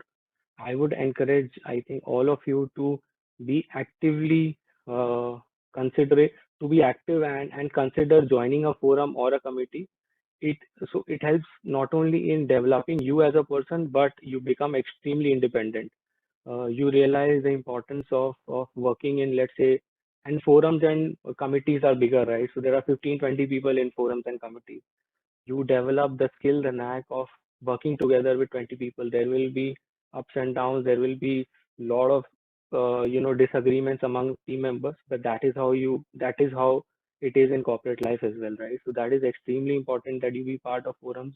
You become someone that a finance committee person or a marketing forum person, people look up to you. They expect you to help them whenever they need some assistance. Especially there are a lot of people coming from engineering background, arts background, who may or may not know finance as a commerce graduate. So it is your responsibility also to help them as well. I think all in all, if you look holistically, right, and when I look back 8 years or 8.5 years, how I was, I mean, those 2 years actually shaped me a lot, because coming from a family where you've been in your family for the last 20 years, right?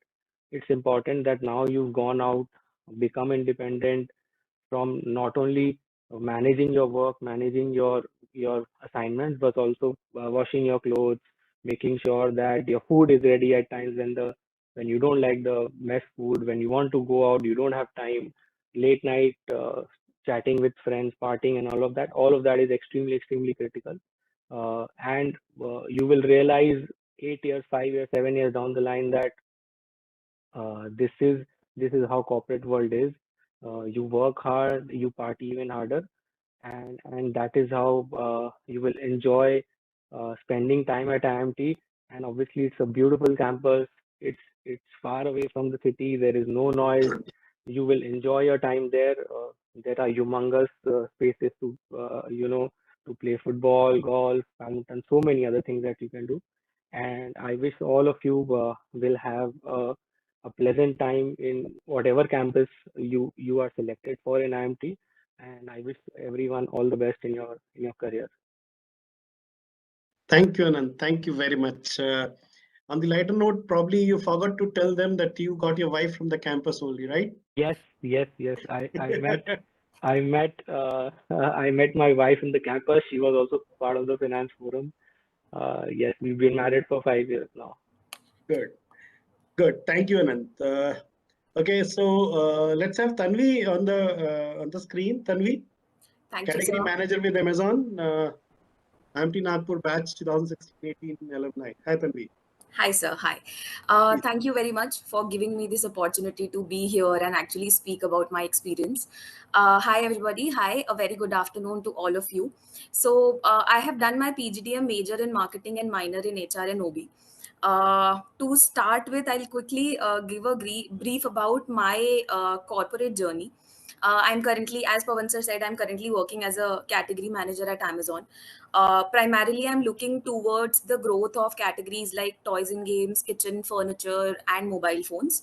I basically help the Indian sellers of these categories to expand and boost their businesses in the US marketplace. Prior to this, I was working with Paytm close to 3 years as a national accounts manager, where I was looking after the growth and expansion in portfolio of brands like Shopper Stop, Pantaloons, Chroma, etc. So I've also had a chance to manage a team of 4 under me there, and I was looking after the partnerships and alliances for the payments business. So this has been my 4-year working journey post IMT. Moving on to my IMT journey, I think I totally agree with what all Anant just said. Every day at IMT was a different day, along with multiple learning experiences for me. Not just professionally, but those 2 years also groomed me immensely on the personal front.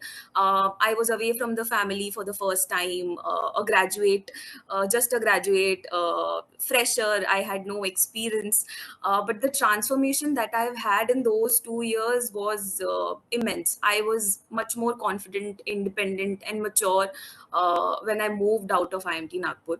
So I understand that curriculum is a very important aspect of a MBA program, but apart and along with the curriculum, being a part of multiple committees and forums where we worked as student managers in multiple departments, to attending guest lectures, to taking interviews of the industry experts, speaking with them, it actually made me learn the practicality of the corporate world. which genuinely helps me till date also in my corporate journey. I was a part of the corporate communication committee because I loved writing and I wanted to explore digital marketing and PR. But I'm 100% sure that IMT Nagpur has all of you will have something of your interest, and you will get that at IMT Nagpur. IMT Nagpur will offer you everything of your interest, and you will have multiple options to explore with respect to committees and forums. Um, I believe working with deadlines is one very, very important skill to be honed if you are looking at a career in the corporate. And we used to work towards organizing multiple events, CXO conclaves, MUN, alumni meets, publishing them on multiple social media portals. So all these exposure along with the curriculum helped me build that, working in the crunched deadline environment, and also help me build other relevant skills like decision making, team building, planning, and actually executing it. While being a part of a committee or a forum, you actually get to work with 20 mindsets. You work with 10 to 15 people who come with different background, different perspectives. They will have different perspective on maybe everything differently than you have. So working with them actually made me learn how to actually work with the team, how team works, how you run a team, how you manage a team. So yes, being a part of any committee or forum is going to help you immensely. Then, since I was very fond of reading, we had LRC, which we call Learning Resource Center. So it gave me ample amount of resources and relevant information of the fields of my interest. And I actually got to know about the opportunities that multiple sectors had to offer. I actually got to know what I was looking at, what field I was interested in. So yes, that the amount of resources that I've got there was also very helpful. All the professors at the institute come from a very, very rich experience, and they have added immensely in my learning and knowledge curve. So yes, all in all, I am very, very grateful to be associated and be a part of alumni, as an alumni of IMT Nagpur. And I wish all of you a very, very best whichever campus you guys go at. I'm sure the brand is going to help you succeed. Right, Tanvi. So just tell us this picture of yours, when it was taken. This picture was actually taken at the campus only. It was the batch photo shoot. So at the end of second year, we used to have a batch photo shoot with our committee, with our classmates. Everybody used to get decked up and dressed in saris and suits, and a fun day. I still remember that day, very fun day. And we were all dressed up and we were there in the campus clicking pictures with our batch mates and committee mates and everybody, with professors. So yes, it is a very fond memory. No sessions on that day, right? No session. No sessions on that. Only fun. Food and fun. Okay, thank you. Yeah, thank you, Tanvi, and thank you, Anant. Probably we will need your help while we will be addressing the queries for the participants. Just to be on the closing the things. My colleague, Professor Dhananjay, has already covered the admission process, what you will be going through. What I would like to talk about is what exactly we are looking for a candidate who is seeking admission at IMT Nagpur and other campuses of IMT. Good communication skills, not just during the process, admission process, but 2 years when you are at the campus, and post that when you are joining the corporate world. Ability to manage time, this is something which you will need during your 2 years at IMT campus, because there will be so many things to do. You will be part of committee, and then you will have to meet the deadlines which every professor will give you to submit the assignments and the projects. The networking skill is something which Anant has already talked about. The career focused has to be the approach when you are coming to join. Analytical and problem solving attitude is not only required during the admission process, but when you are leaving the campus, joining the corporate world, then these two things is something which should be there. So that's all, and this is the details where you can contact us. The email is admissions@imtnag.ac.in. And you can call us on these numbers which are there on the screen, and then our website is the imtnagpur.ac.in/admissions. This is a slide which you must save, or this is a slide which you can take the screenshot of, and you can call us, you can contact us for further queries. That's all from my side. Now I would like to take a few questions here. Okay.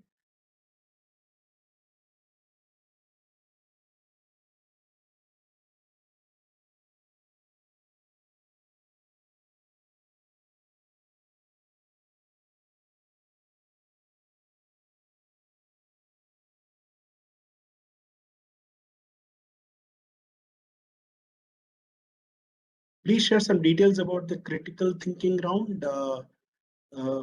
The critical thinking round, Sakshi, would be, you will be given a topic, and then you will be given some time to write about it. And then these topics might be abstract topics. These topics might be related with the current affairs. These topics might be related with, the things happening around you.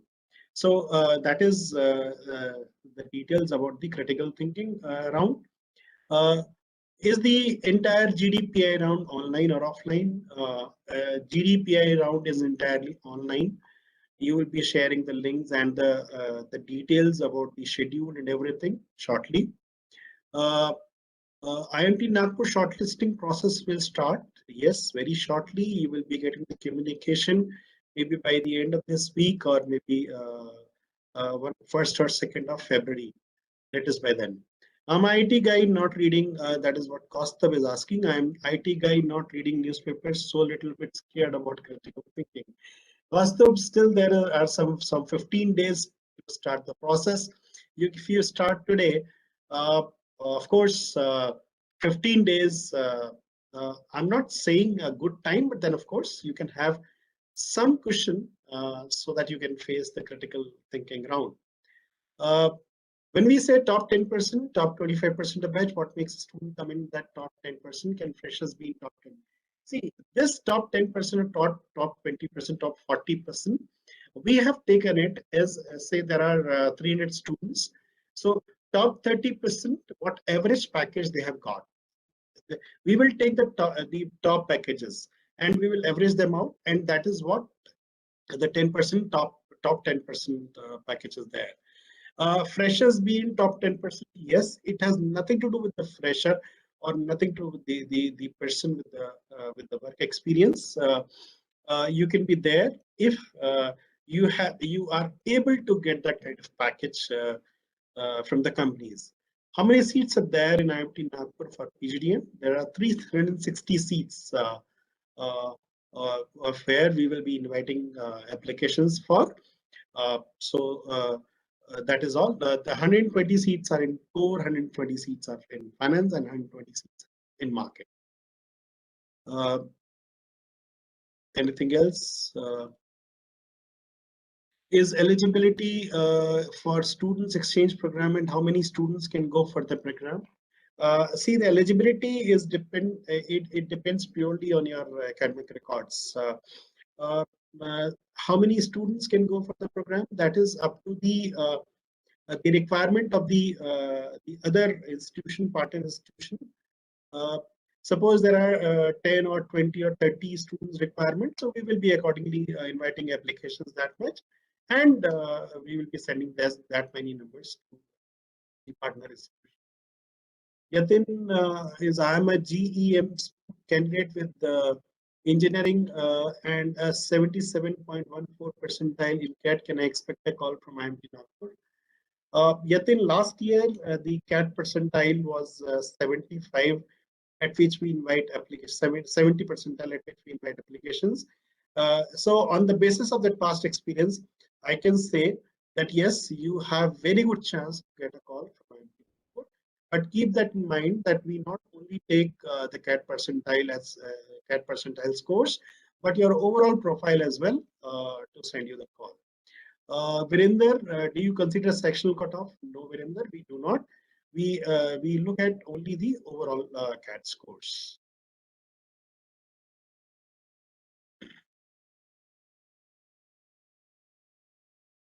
Okay.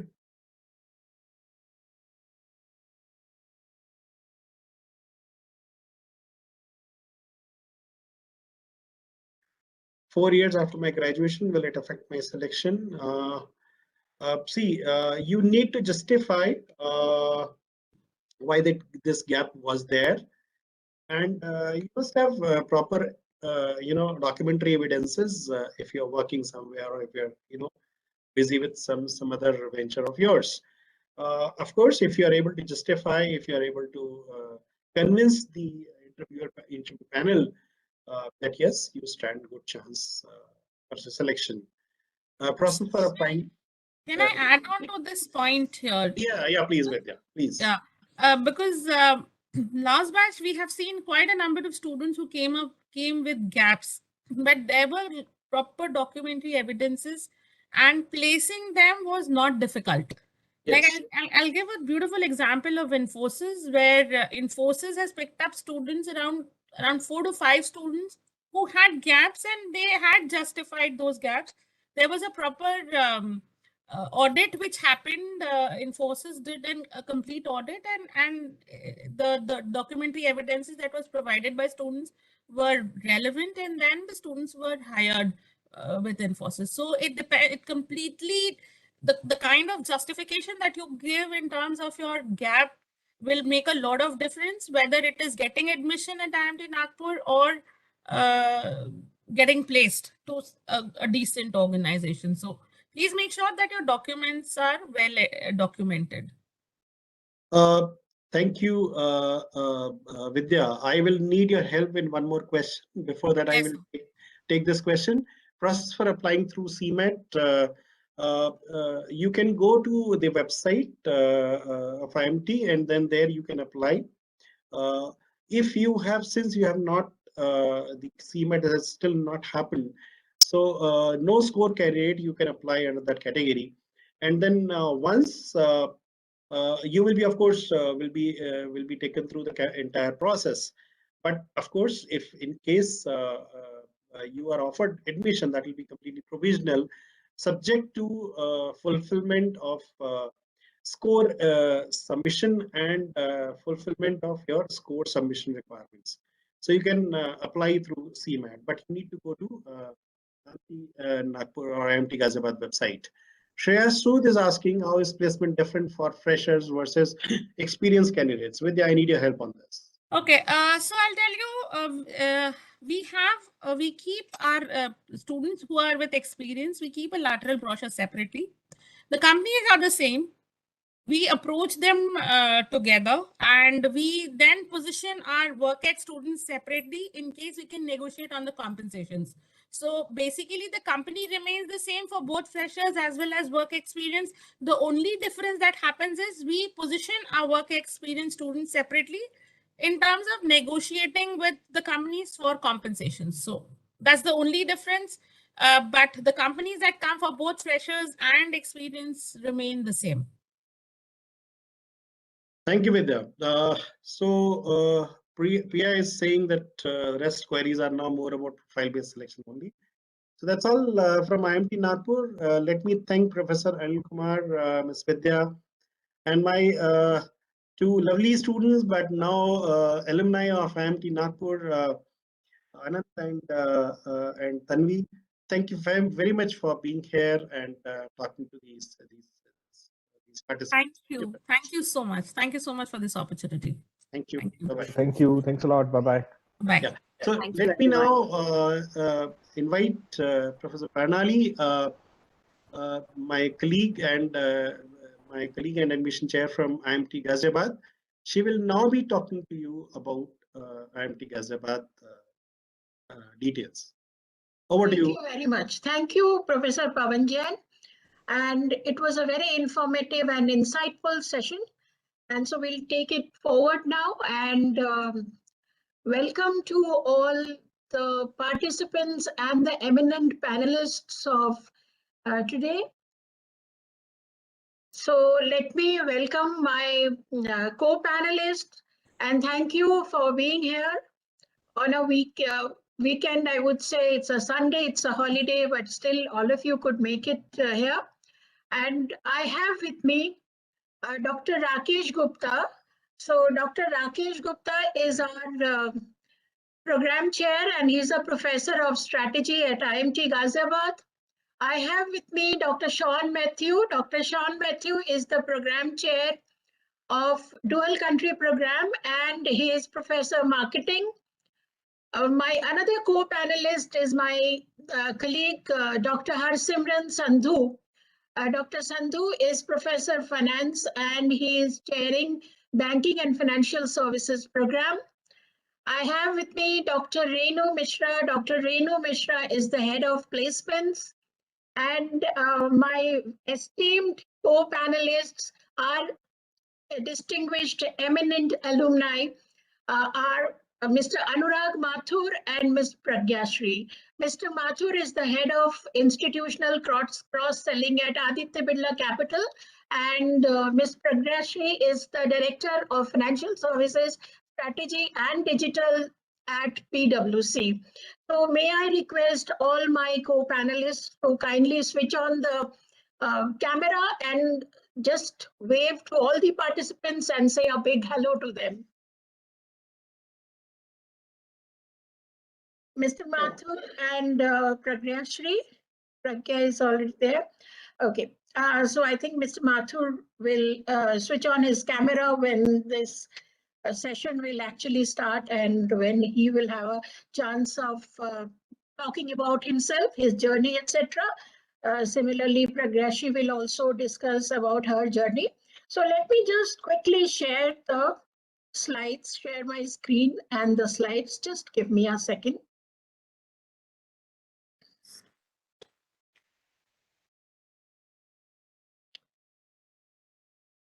So the usual questions that we all ask when we are on a virtual platform: is my screen visible?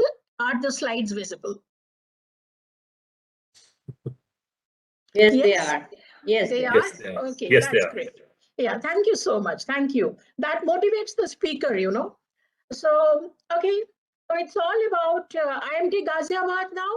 So very quickly, just to introduce IMT Ghaziabad, although our very eminent alumni are there, and it's their campus, so they will talk about their campus, their experience inside the campus and outside the campus.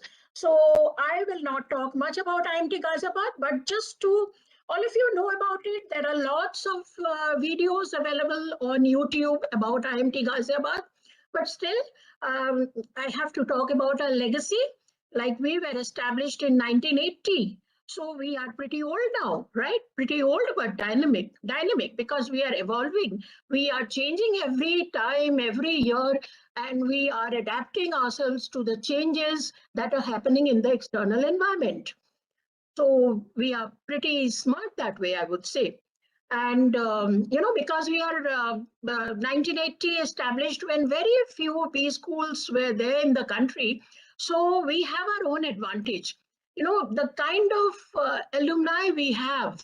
The first batch was out in 1982. So therefore, you know, you can well imagine the kind of alumni we have. So they are all distinguished alumni, or we have lots of CXOs. So, you know, if you people join us and if you guys get connected to those alumni, so automatically you're connected to the entire world, you know, because they have their own connections who are also very high level people. So the networking opportunity is huge at IMT Ghaziabad. And apart from that, there are so many students inside the campus. So, you know, you are actually making a few friends, but you are having a huge network, because, you know, your networking opportunity will be immense. There are so many 600 students inside the campus, and it's a residential campus. So you can well imagine the kind of networking that you will have. So all these things, you know, help you in your career progression later on, because there's a lot of peer learning. And after that, when you are out of the campus, you know, you are all nostalgic about your batch. So you're getting connected. I would say that if you join a particular batch, you are actually getting connected to the senior batch as well as the next batch, which is coming in to the campus. So that is the kind of networking you develop. So in rankings, yes, we are ASSB. So what is this ASSB? ASSB talks about quality. So international, this is an international accreditation, and these people are very stringent about quality, about the process. So if our process is excellent, they will accredit it. So when we got our first ASSB accreditation, there were only 4 business schools in India that were ASSB accredited. So you can well imagine about our quality. And not only accreditation, last year we were even re-accredited. So we have to continuously, that's why I said, although we may be 40 years old, but that has our own advantage. But at the same time, we have to adhere to the best practices and processes, because we are not only accredited by international organization like ASSB, and SAQS, but we are also accredited by NBA, which is a national accreditation body. Now, alumni network, I have already talked to you, spoken about it. We have international partnerships, 50 partners are there, active partners, I would say.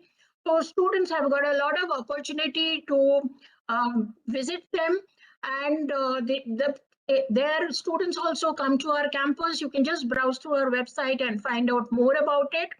And if you say, for example, if you want to go to Rene Business School, so it all depends what kind of academic performance has been there in that particular year, and then the kind of seats, how many seats Rene has, whether the specialization that Rene offers, whether you want to do that. So there's a lot of mix and match that goes on. But yes, we have so many institutes who are partners, so you get an opportunity to go and do an exchange a term over there, and of course your credits get transferred. We have a strong pedagogy. I will not talk about it much because my colleagues are all there. Our lovely alumni are there. We'll talk about their campus and their courses. So, but briefly, let me just orient you to the different courses we have. We have PGDM full-time, PGDM marketing, PGDM finance, PGDM dual country program, and PGDM banking and financial services program. So these are the 2-year full-time PGDM programs. May I request Dr. Rakesh Gupta, Chairperson PGDM program, to talk about PGDM program and explain in detail. Yes. Dr. Gupta? Yes, please. Thank you. Yeah, thank you, Professor Barnali, and a very warm welcome to all of you on this chilly morning in Delhi NCR region, which we are witnessing. Before I proceed, I hope I am clearly audible to all of you. Absolutely, absolutely. Yeah. So I will take off from where Professor Barnali left. We are an old institution. Old imparts us two huge advantages. We have a very rich alumni base, which you can see even today during the course of your 2 years at IMT Ghaziabad. And this alumni plays a very, very active and influential role in shaping your career, shaping your personality by their deep involvement during your stay in Ghaziabad. So that's the advantage of being old. The other advantage I can talk about is probably old, we have a strong identity about ourselves. Having said that, we are young in the sense our practices, our curriculum which I will focus about, is very contemporary. It's future looking and a very relevant one.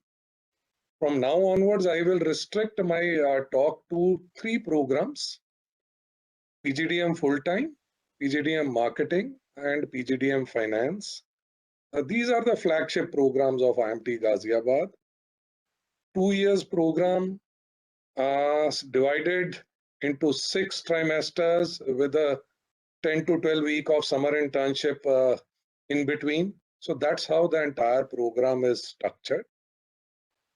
We start with the foundation term. The idea behind the foundation is those students, because we get students from very diverse background, we can bring them to a certain level where they are ready to start at a common platform. So normally our program will start with the 4 to 6 weeks of foundation where students from diverse backgrounds can be put together. So that's the starting point.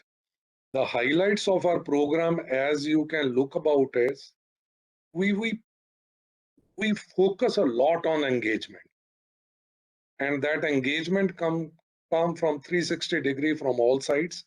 Alumni engagement, that is part and parcel of our program. Corporate engagement, there is a deep corporate connect, as you will witness during the 2 years of your stint. Then we have a strong social engagement also.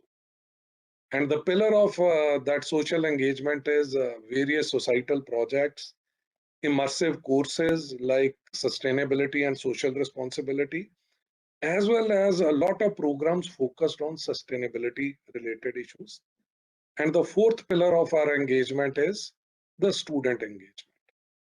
So we lay a lot of emphasis on our engagement sides. So that's what, and that engagement happens at the course level also, and that engagement happens at the program level also. So this is our philosophy at IMT Ghaziabad. Then the other philosophy which we follow is, as I mentioned, we try to be contemporary, relevant, as well as forward-looking. So innovation has been an abiding theme of our course structure as well as the course delivery. So in the last few years, the emphasis has been to build courses as well as the program which is multidisciplinary in nature, which sensitize you to the realities of our society. The idea is to make a well-groomed personality who is fit and ready not only to join the corporate world, but very soon become a leader in the corporate. So in terms of innovation, there is a lot of innovation elements embedded at the program level. Let me just highlight a few of them and then move to even specific courses level innovation also. Within the program level, the courses are designed in terms of not only in terms of core courses and elective courses, which has been the case all across the business school curriculum. We have also introduced core electives. So the students, whichever stream they intend to specialize in, they can take core electives in that stream. The other aspect in the program is, along with your major and minor specialization, there are a lot of courses which we categorize as free electives. They are multidisciplinary in nature. Today, the focus is on creating well-rounded personalities. So that is where multidisciplinary courses come in. Another aspect of the program is there are a lot of immersive workshops which we offer. Workshops on design thinking, workshop on artificial intelligence, workshop on new venture creation. Then there are simulation-based courses. Then courses like sustainability and social responsibility. All of these are immersive field-based courses. So that is where a lot of experiential learning comes into being. And our elective spread is far higher, deeper also. So these are some of the program level innovations we have introduced over the year. Within the course level, we take emphasis that every course, there is an involvement of alumni and industry partners, and they come and take not only expert or guest sessions, they take sessions within each course also. That's our course level highlight, so that you get an exposure to the industry practices within the course also. So that's where the innovation has been. And lastly, I will briefly talk about the impact part of these courses. Professor Barnali, if we can just move to the next slide. Yeah. So the impact has been a very strong and a deeper alignment with our vision. And the vision is not only to create graduates for industry, but to inculcate in them an entrepreneurial mindset, and also to develop in them a very, very sensitive aspect towards contributing to society also. So that's what the alignment is. Our programs over the year has got a huge buy-in from the student community. That is very indicative from the kind of applicant pools, both in terms of numbers, diversity, and quality of the applicant pool which get. And the lastly is the impact in terms of receptivity of our graduates in the industry. So it's receptivity both in terms of placement and how they perform over the years. I will not dwell a lot in terms of the placement aspect because Professor Renu, our head of placement, is already there. Probably she will go deeper into the placement aspect of this. So I have just tried to explain broadly the philosophy around which our program is structured and how our courses and program is delivered. Rest of the issues, I'm there. Any queries around the curriculum design and delivery, I will be very happy to talk about. I will close with this. The three programs, PGDM full-time, marketing, and finance, the only difference between these programs is in marketing and finance, you get enrolled straight away into marketing and finance program. You will end up in specializing in these programs. Where in our PGDM full-time program, you will decide about your choice of specialization towards the end of the first. So that's all from my side, Professor Barnali, over to you. Thank you very much. Thank you, Professor Gupta. You have explained so well about the program, about the innovation aspect, which is very important in our program and courses, about the industry connections, everything. Thank you very much. And I'm sure that the participants have now understood more about our PGDM marketing, finance, and full-time programs of IMT Ghaziabad. And in case there are more queries, we will take them the end of the session. So may I now request another co-panelist, our chairperson of DCP program, Dr. Sean Matthew. Dr. Matthew, kindly explain about the dual country program. Thank you so much, ma'am, and a warm welcome to everyone. I hope this would be a session useful for all of you. I'm now based in Dubai, and thankfully it's a very pleasant weather. This is the best time in Dubai, actually, November to March. I hope some of you get to see the campus and Dubai at some point. Getting on straight to explaining about the dual country program. This is a very niche program which has been offered by IMT group of institutions, jointly offered by IMT Ghaziabad and IMT Dubai. And it's one of the few multi-country programs in the country at the moment. It has been in existence for over a decade. And in this last one decade, it has sort of emerged as a front runner among similar programs which are offered in the country. And the core idea behind the program is to address some of the limitations of the conventional programs. While there are international components in some of the programs, it's limited to a shorter time frame where you go on an exchange program, or there are international faculty who come and teach. DCP program by design is intended to address these limitations by infusing international elements into the core aspect of the program. So as part of this program, the students get to spend a year each in two countries, both in India and UAE, with 3 terms spent at each of the campuses. For the 2020-22 batch, the program structure would be students would start off with the first term in IMT Ghaziabad, then move on to Dubai for terms 2 and 3.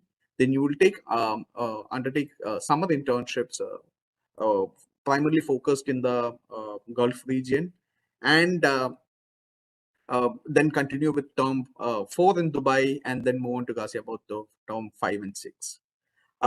So the whole focus of the program is to mold students for international careers, and this is done through a steady mix of customized course content, differences in course delivery. We primarily rely on a mix of internal and external faculty, and by external faculty I mean top professors from the top universities in the world who would actually offer some of these core courses. In addition to this, there is a very deep and sustained exposure to a multicultural experience in Dubai specifically. This is done through short-term and long-term projects. There is an ample opportunity to interact with people from multiple countries. And Dubai, as some of you might already know, is probably one of the most diverse regions in the world, where more than 80% of the population actually consists of expatriates. And you have people from any you name any country in the world, you would find people from those countries working in Dubai. So that is one of the advantages of the program as such. And it's completely designed to actually give that holistic international perspective, and also inbuild in the students those necessary skill sets which are needed to actually excel in a global career. So that's largely the design of the program. And as Dr. Banali and Dr. Rakesh was saying, innovation is core to the DNA of IMT altogether. And this is very much evident in the DCP program also. Starting for the 2021-23 batch, we have introduced 3 super specialization tracks as part of the course structure. This consists of advanced quantitative finance, international trade and logistics, and international business and marketing. And these, change in the program architecture was actually introduced in consultation with our multiple stakeholders, including our alumni, industry partners, faculty from both the institutions, and also our academic advisory board. So this was introduced to meet this need that, especially in a post-COVID world, there is this move towards very niche skill sets which are required from the multiple domains which are there. And our super specialization tracks actually try to help students build those skill sets which would help them succeed in this niche professions. Just to give a brief overview of the program structure and the courses, like I explained, there are 3 specialization tracks. Advanced quantitative finance, which is aligned towards the finance track. So if you look at this particular track, the curriculum is focused on 2 major areas. One is financial markets, and the other one is financial intermediation. And the financial markets track, the focus would be on study of investor rationality, risk aversion, some of the cornerstones of modern finance.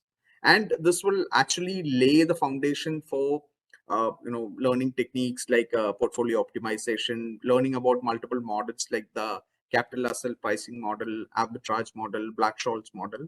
So it's a mix of both theory and practice which would be involved. And the whole journey takes students through the theoretical aspects, which then gets intermingled with econometric techniques, a lot of analysis of real data.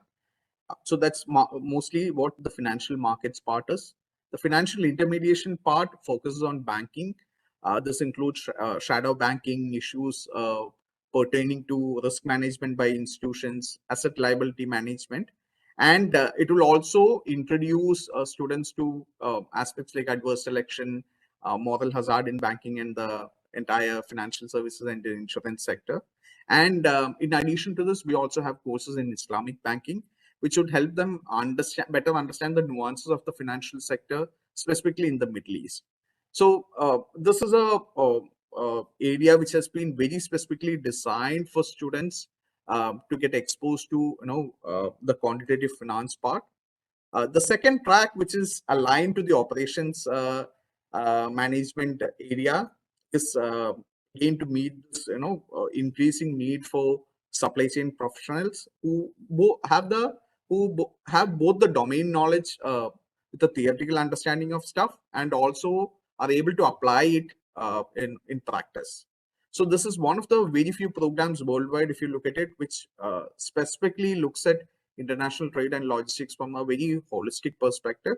And it has a range of subjects. You will be learning subjects from strategic sourcing, economics, analytics, operations, contract management, and some commercial aspects of business, commercial and legal aspects of business. So this will again be taught by a combination of academicians and industry practitioners, so that there is a connect with the real connect with the real world as such.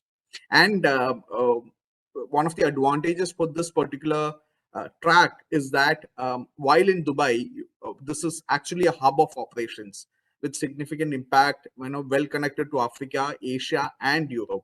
So being in Dubai actually helps students of this track immensely. The third track is called International Business and Marketing. So it's a amalgamation of areas of marketing and strategy, and it provides a very deep insight into some of the areas which are required to succeed in international business, like consumer insights. There are a few courses from the marketing area, like product and brand management, social and digital media marketing, analytics courses, services courses, and then the typical integrated marketing communication. So it goes beyond the typical courses offered in marketing and strategy to provide a much more holistic view of how the business landscape is changing.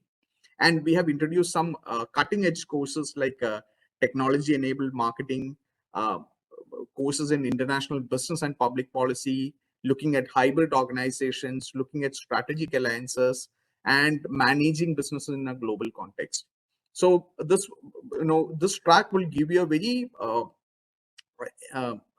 deep exposure to real world issues, and we have some soft courses also which will get some understanding of the global culture. And again, like I said, Dubai, because of the access to Europe, Africa, and Asia being at the center part of this part of the world, this would actually help the students apply some of these things which they are learning in classroom, in the real world when they are doing the summer internship, short-term projects, long-term projects. Ma'am, if you could.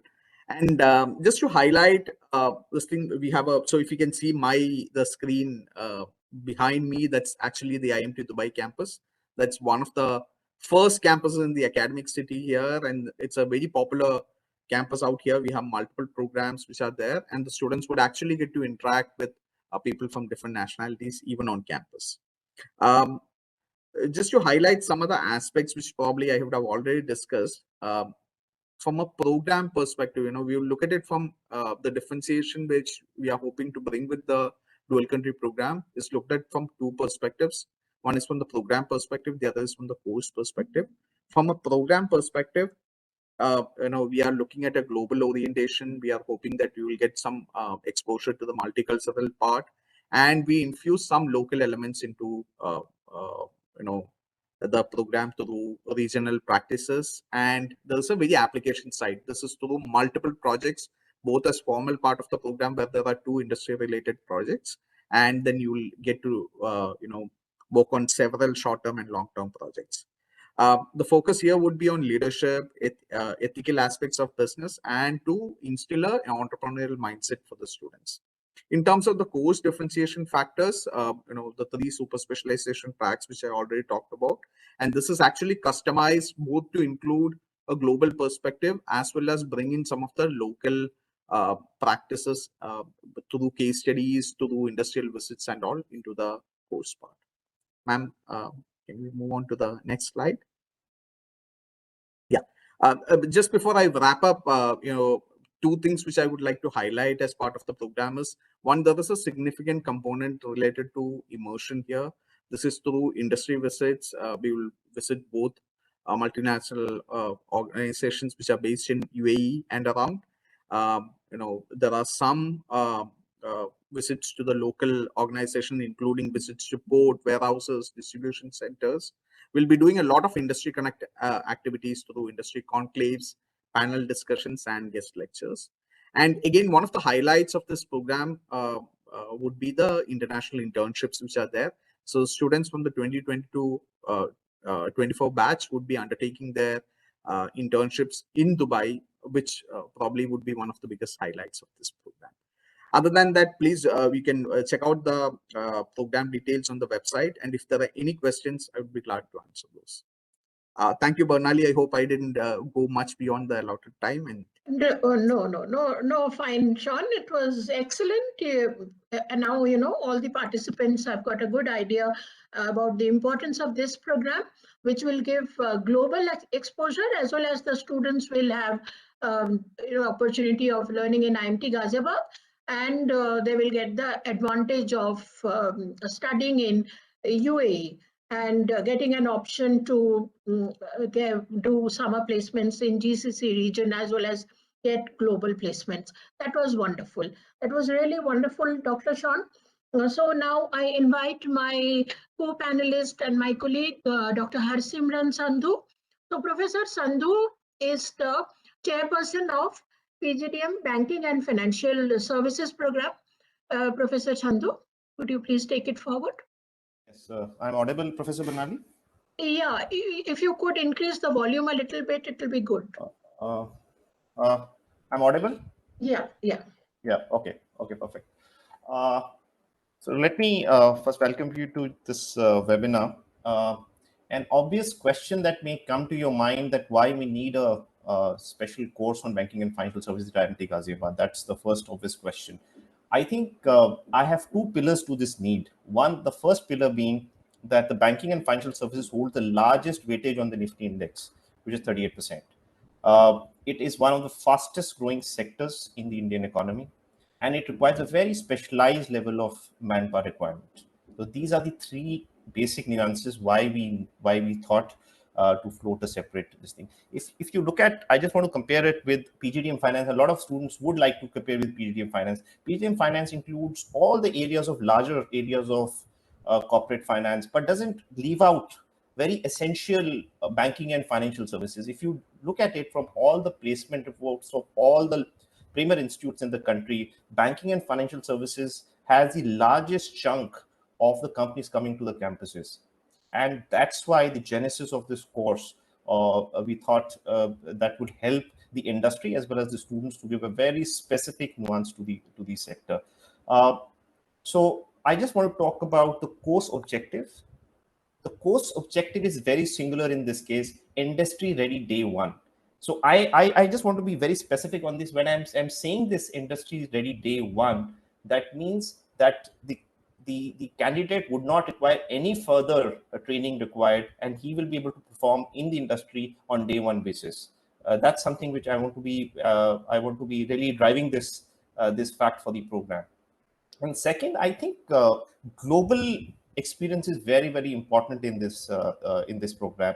To partner to give this, IMT Ghaziabad has partnered with Weldrick Business School, which is an FT ranked business school. It's triple accredited by ASSP, AMBA, and EQUIS, which have campuses in Brussels, Grunt, and Lebanon. So I think this really wraps up the entire program. You have the Indian flavor to the program. You have the global, and the top faculty from Weldrick kind of delivers the program.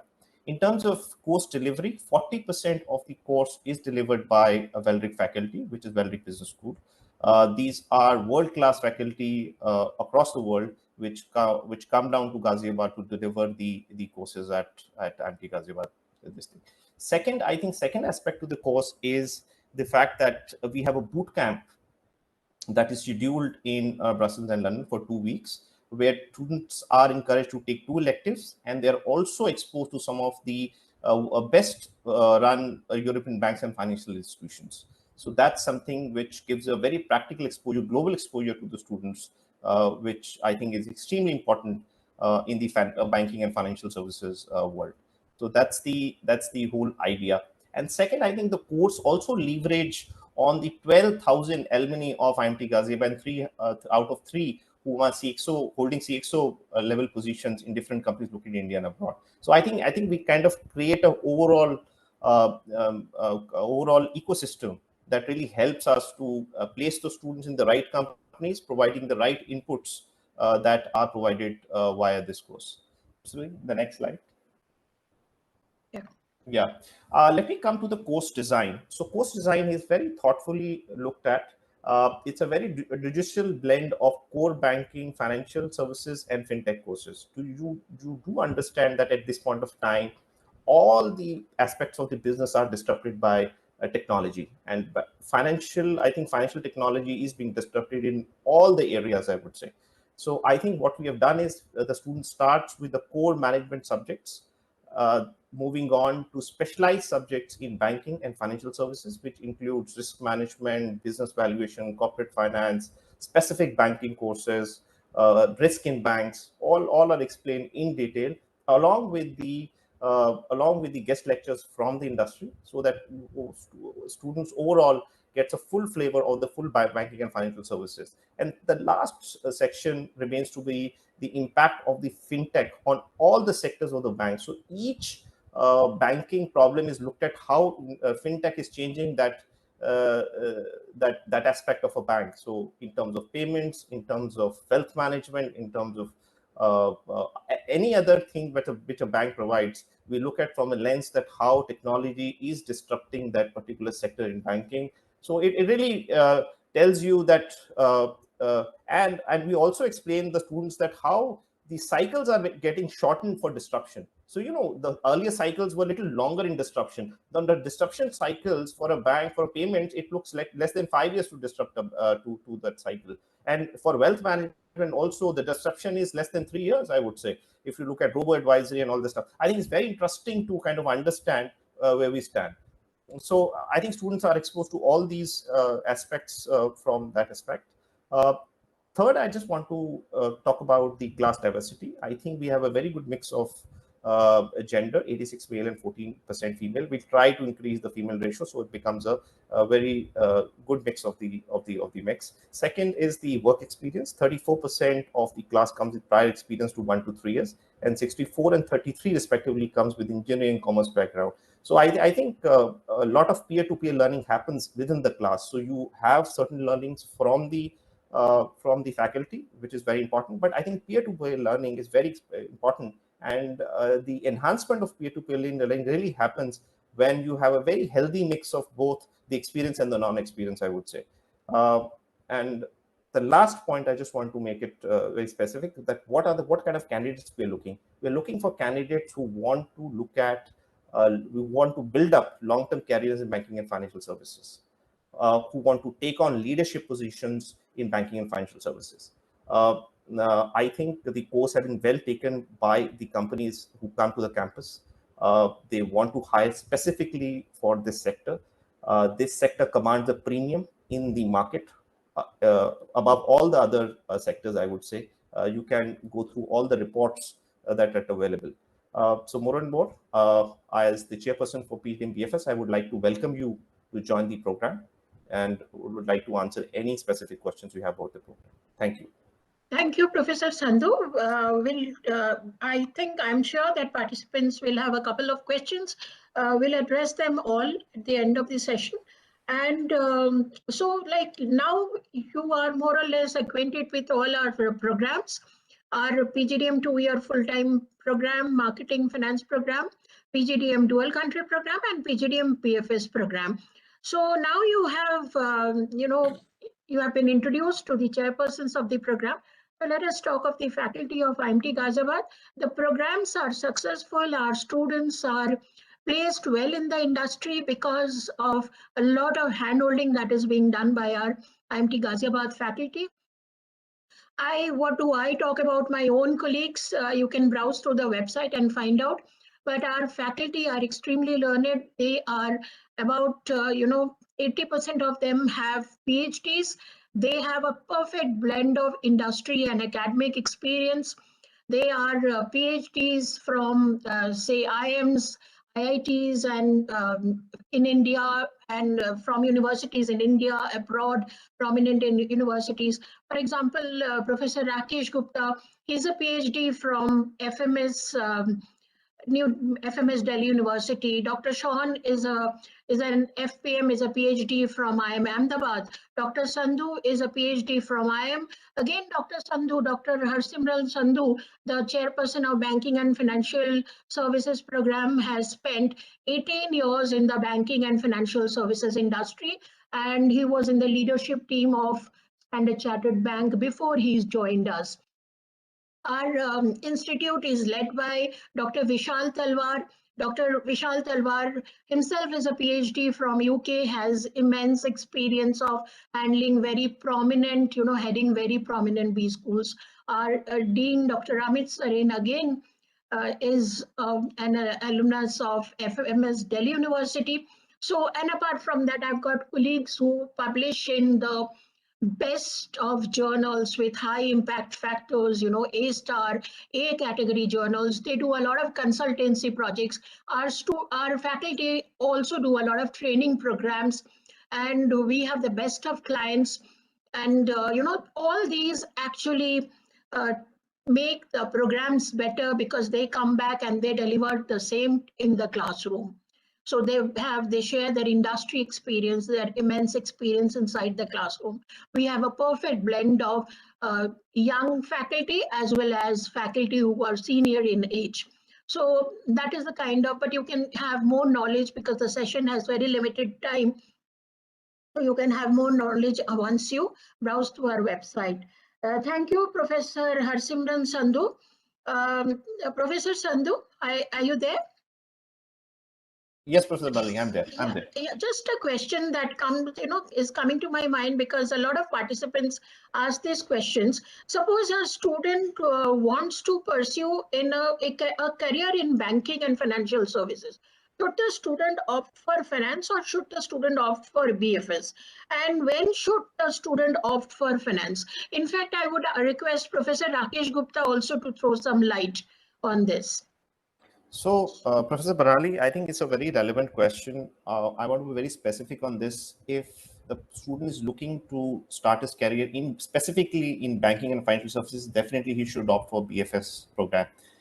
In case of, and Professor Rakesh Gupta can broaden on that, if he is looking to specific careers in corporate finance, in CFOs of companies, he's looking to reach those positions, then he can look at PGDM finance as a this thing. So very, very specific where he wants to build his career, and finally he can take that direction to build on. Okay, thank you very much.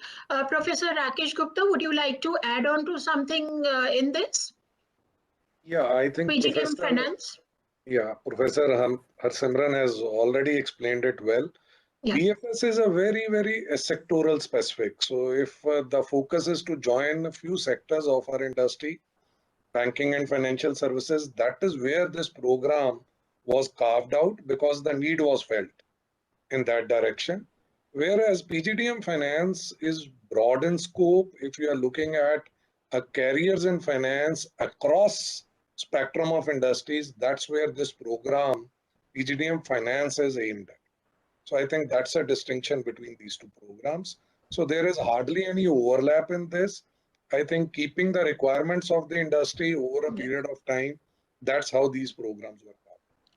Absolutely. And as a professor of finance, I would like to add that in PGDM finance, we have got different kinds of electives that the students can opt in the second year.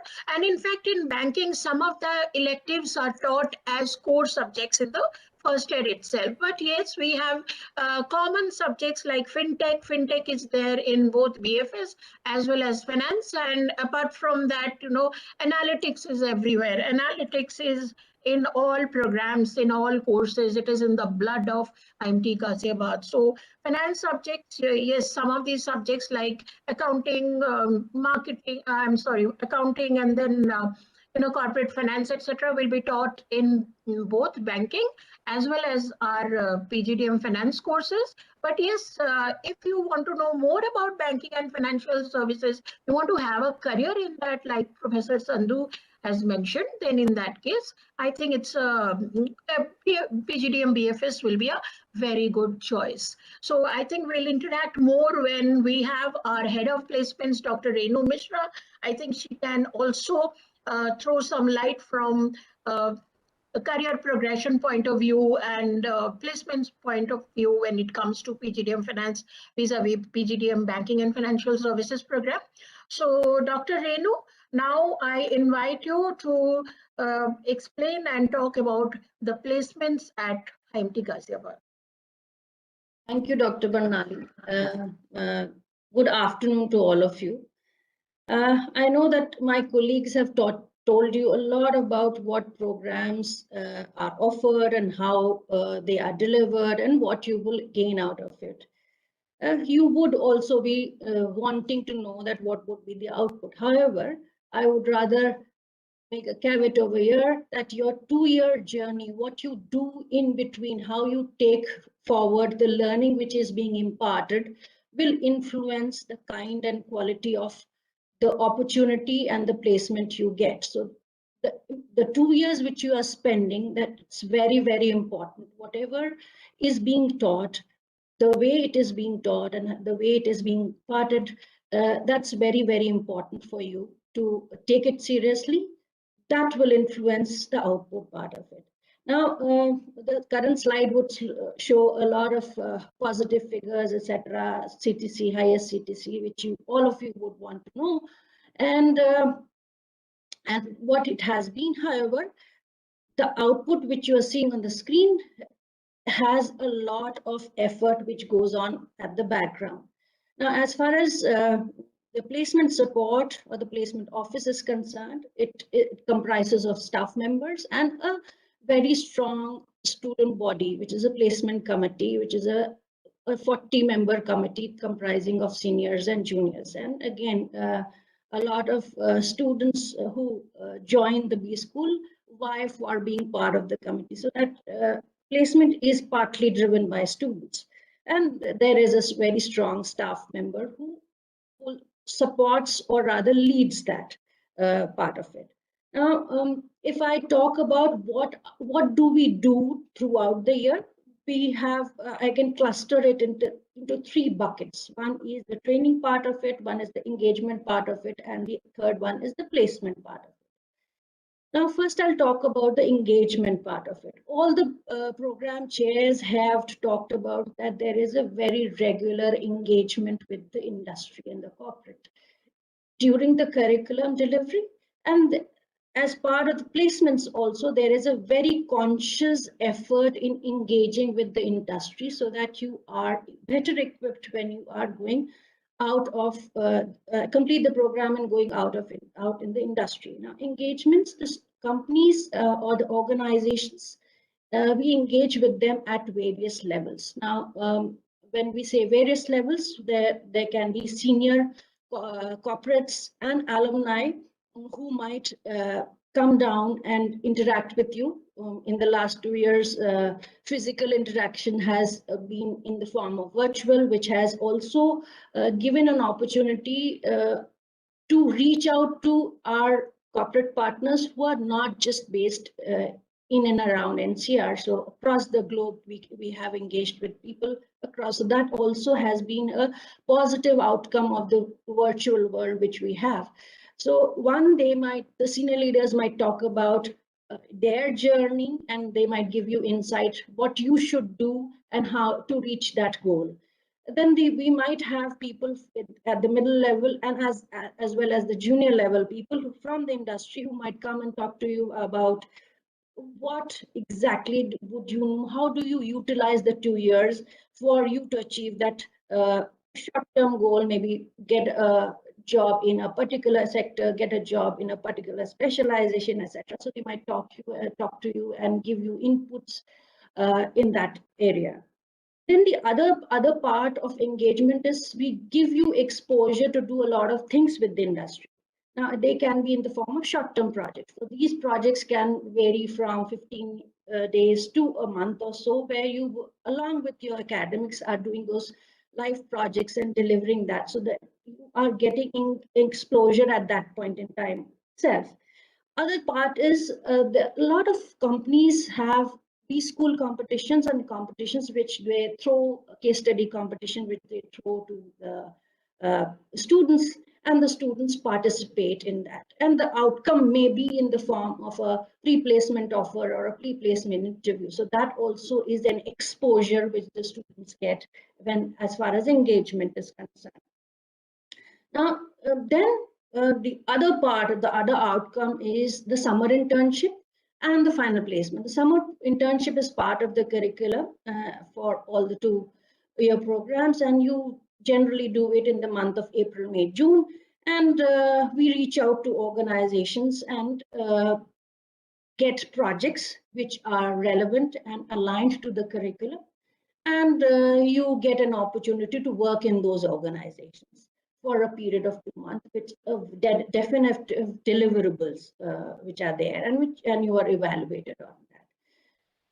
There can be a positive outcome if you perform well during the summer internship. You might get a offer in the form job offer in the form of a pre-placement offer. So that is also there as far as. And then, of course, the final placement is there, that we reach out to organizations for hiring for our students. So organization participate, offer different varied kind of profiles, you sign up, and then the process happens. So this is as far as this is concerned. Then the other part is for you to give your best in these opportunities which come by. We also have a very structured training or the placement preparation part of it. So we do hire an external agency which helps you in preparing your resume, which helps you in how to handle a group discussion, how to handle a case interview, how to handle mock interview. So those are also a very structured, time-bound program which is delivered just before, culminates just before you go in for your final placement. So that also is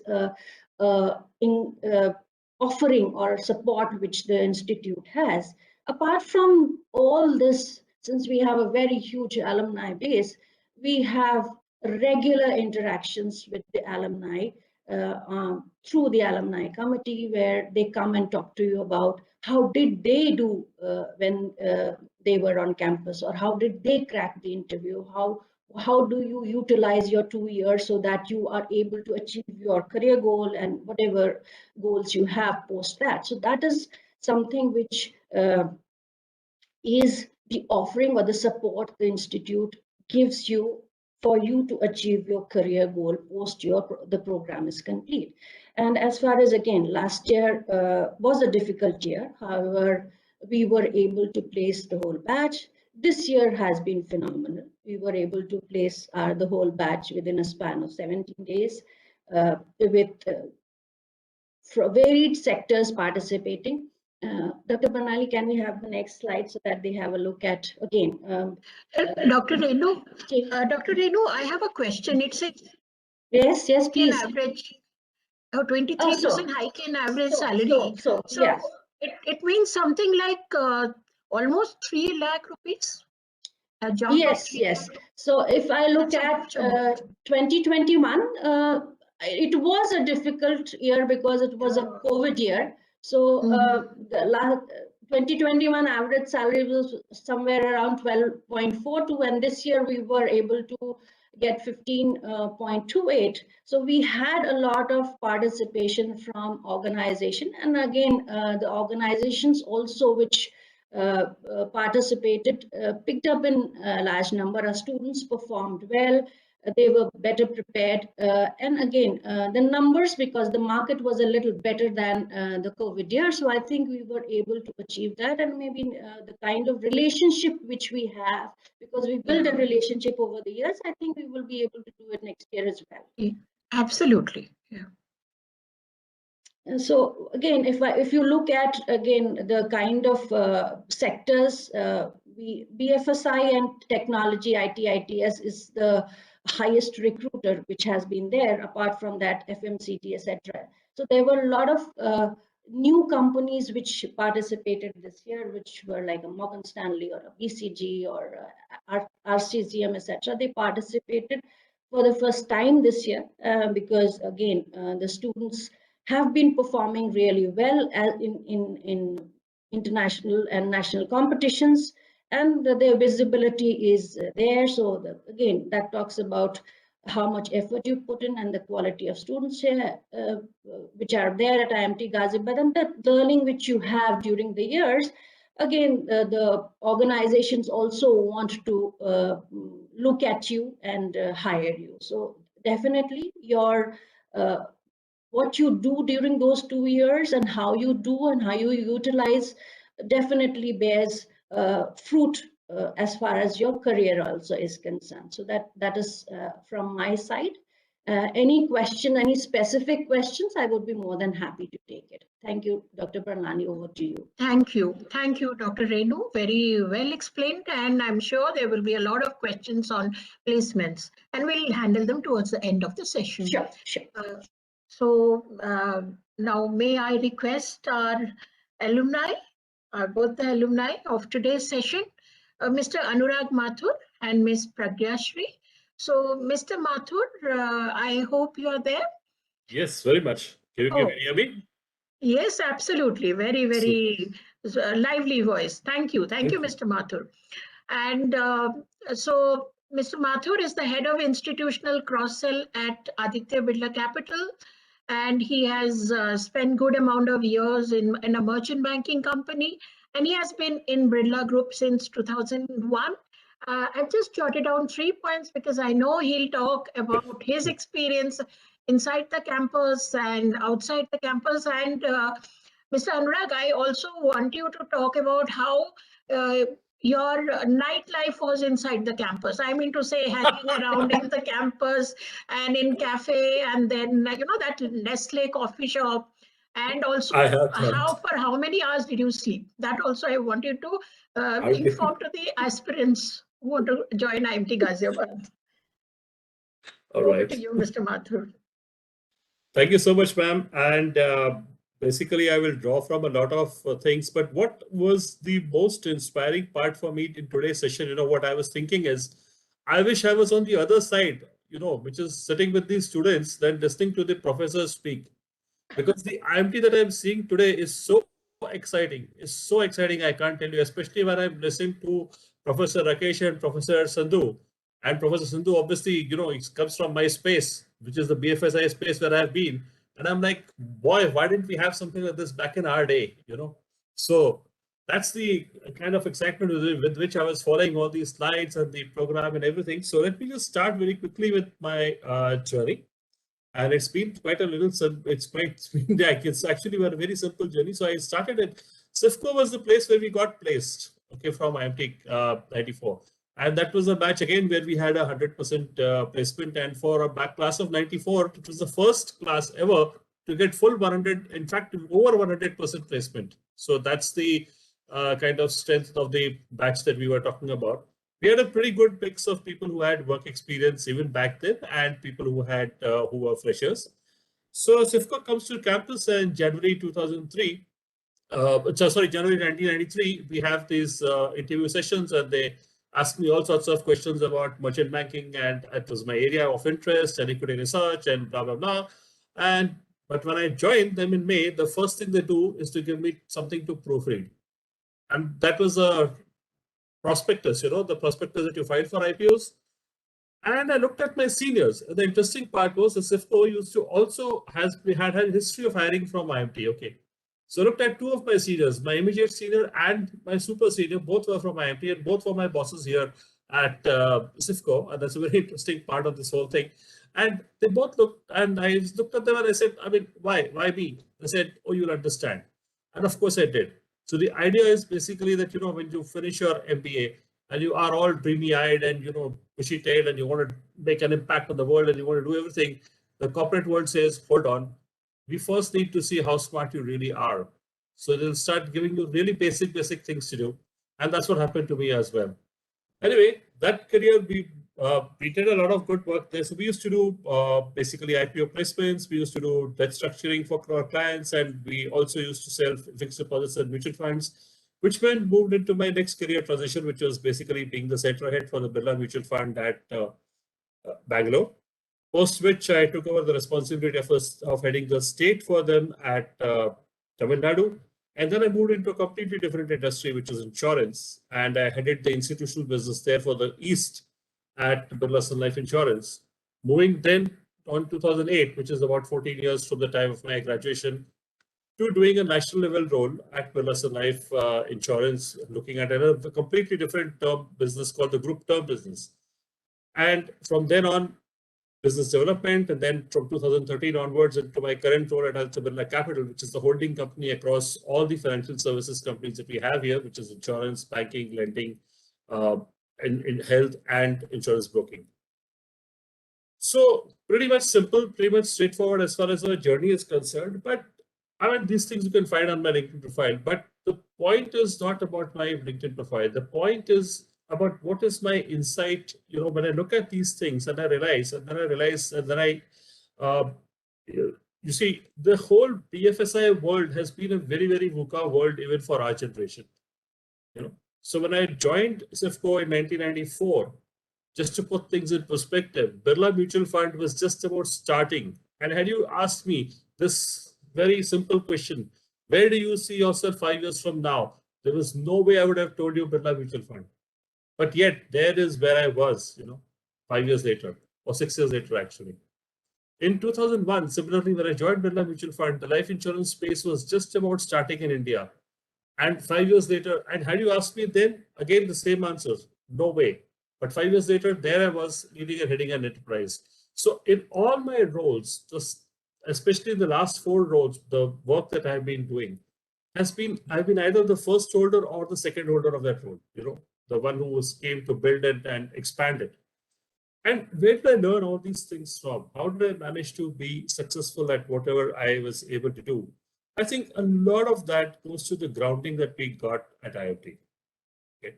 So one of the things that we were taught very clearly is that we try harder. You know, and that's something which is as a spirit has come down and has stayed with me for a very long time, since 1994. I mean, right from the faculty side or to our side, we do not rest on our laurels. We always try harder. So while it's great to see IMT where it is today, I mean, I can also sense in the talks that the professors made about their need and their desire to make it even better than what it is today. And that is the spirit of IMT, which I would like you to sort of note and absorb. The second thing it taught me was competition. Okay. Because you have a large set of people who have come from diverse backgrounds, who are your friends, but yet they are your competitors when it comes to the placement space. So how is it that you can hone and develop your own skills to become the best at the interview table? And this is a thought which I'd like to park with you, because I'll come back to this towards the end of my talk. Now, coming to the specific questions which ma'am asked me about my nightlife and about the parties. So, well, I think she has got a little bit insider information. Somebody has been leaking that out on me. So we used to have these parties at the Amphi, and yours truly happened to be the DJ there. And those parties were all-night parties. So, yes, ma'am, you are bang on, spot on in terms of the nightlife. And it's very important to see. The other, and you slept, you couldn't sleep. I mean, there was so much of what today is called a FOMO, fear of missing out, happening at IMT. Even back then, there was no chance that you were sleeping for more than 5 hours or 6 hours in a day. And even today, a lot of my sessions that I carry out with the alumni committee as a part of the mentorship program, which I will speak about in a while, happen only between 12 and 1 at night. So that is still there. I mean, my doctors are now trying to tell me that, oh, at your age, you should not. And I'm like, you have no idea. When you get to IMT, you sort of become forever young. You know, you don't age like the people, the other places age. You don't. You just don't. So how does it happen? It happens because when you are thrown into IMT, the first thing that you're thrown into is your classroom groups. And there you learn that you have 5 different people who you have no idea of, and you're supposed to work with them and make your academics successful. The second thing that you get thrown into are the various committees, which Professor Indu Mishra spoke about, the placement committee, and then there are the academics committees, and there are several other work committees that work for the benefit of students and the institute. And you could be a part of any one of those committees. And it's always beneficial to be a part of any of those committees, because you get a very good insight and perspective of what's going on. Now, these 2 things basically help you to create automatically a very large set of friends, you know, and these friends, these are what I call in these today's times, IRL, in real life friends, are the ones who are going to stand by you. You know, 27 years ago, 28 years ago, had you asked me at that age, you're beyond college and you've done a couple of years of work X, and then somebody comes and says, can you at this point in time, you don't really think you can really make friends with anybody for the rest of your life, but that is how it happens at IMT. I actually am most connected to those people, even almost 30 years later. So that is what IMT does to you. It builds you the resilience, it builds you the competitiveness, it builds you a whole lot of interacting the people spirit. It gets you down to the basics.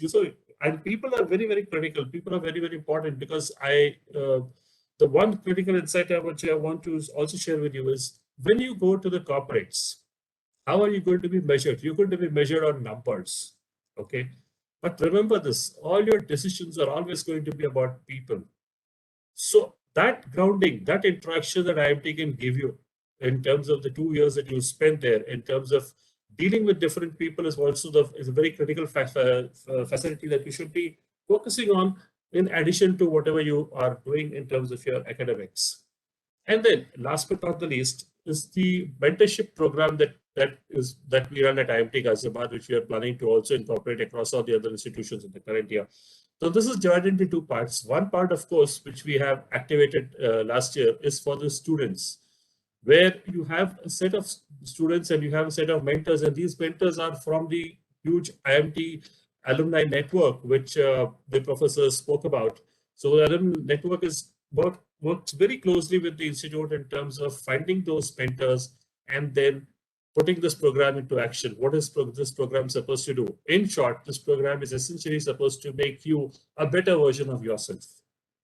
So when you land up at the interview table, which is 2 years from now, that is the point in time when you have identified what have been your SWOTs and what have been your strengths, and how do you play to your strengths? How do you sort of mitigate your weaknesses, if any? How do you develop yourself to be a better person? How do you manage to leverage the skills that you have along with the academics that you have imbibed at IMT to be able to get that placement done? So that's from me, ma'am. Over to you. Thank you very much, Ms. Mathur. And so we can say that there's a lot of change, positive changes, when a student enters the campus and when the student goes out of the campus after graduating from IMT. Yes. Right? There is an immense change, and you think the person is now much more capable to become a better manager and a better leader, right? Right, And absolutely. yeah, there are examples and many other examples like you. And when you all are there to mentor the students, handhold the student, I think it's an immense, great opportunity to interact with all of you. Thank you, Mr. Mathur. So now I move on to Pragya Shri. Ms. Pragya Shri is from the batch of 2008 and 10. She is right now the Director of Financial Services Strategy and Digital at PwC. She spent her stint at Ralligare Max Life Insurance, and where she was the Vice President and Head of Business Excellence. Over to you, Pragya Shri. You can talk more about your experience in the campus, your academic experience, and your journey from there. Thank you so much, Barnali ma'am.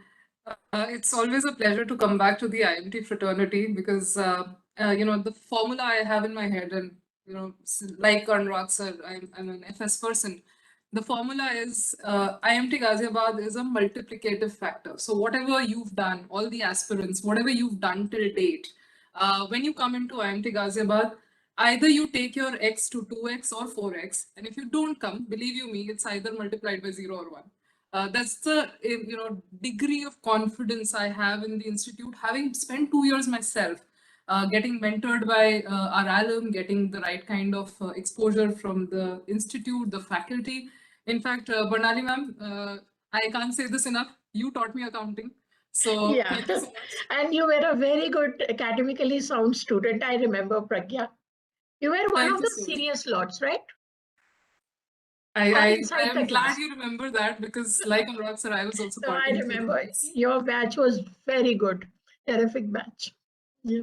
So, ma'am, this platform of IMT Ghaziabad, and which has now expanded through multiple campuses, what it gives all of us, all folks who've been to the campus, whichever course you take, the full-time course, the finance course, or even, I know a lot of people who've done executive learning from this institute. The kind of, education that is imparted, I think it's very aligned to industry. There are many good institutes in the country who today give the right foundation, but how many really prepare you for the corporate? Because once you enter the organization is expecting you to know how to operate as a professional, not as a person who knows fundamentals only.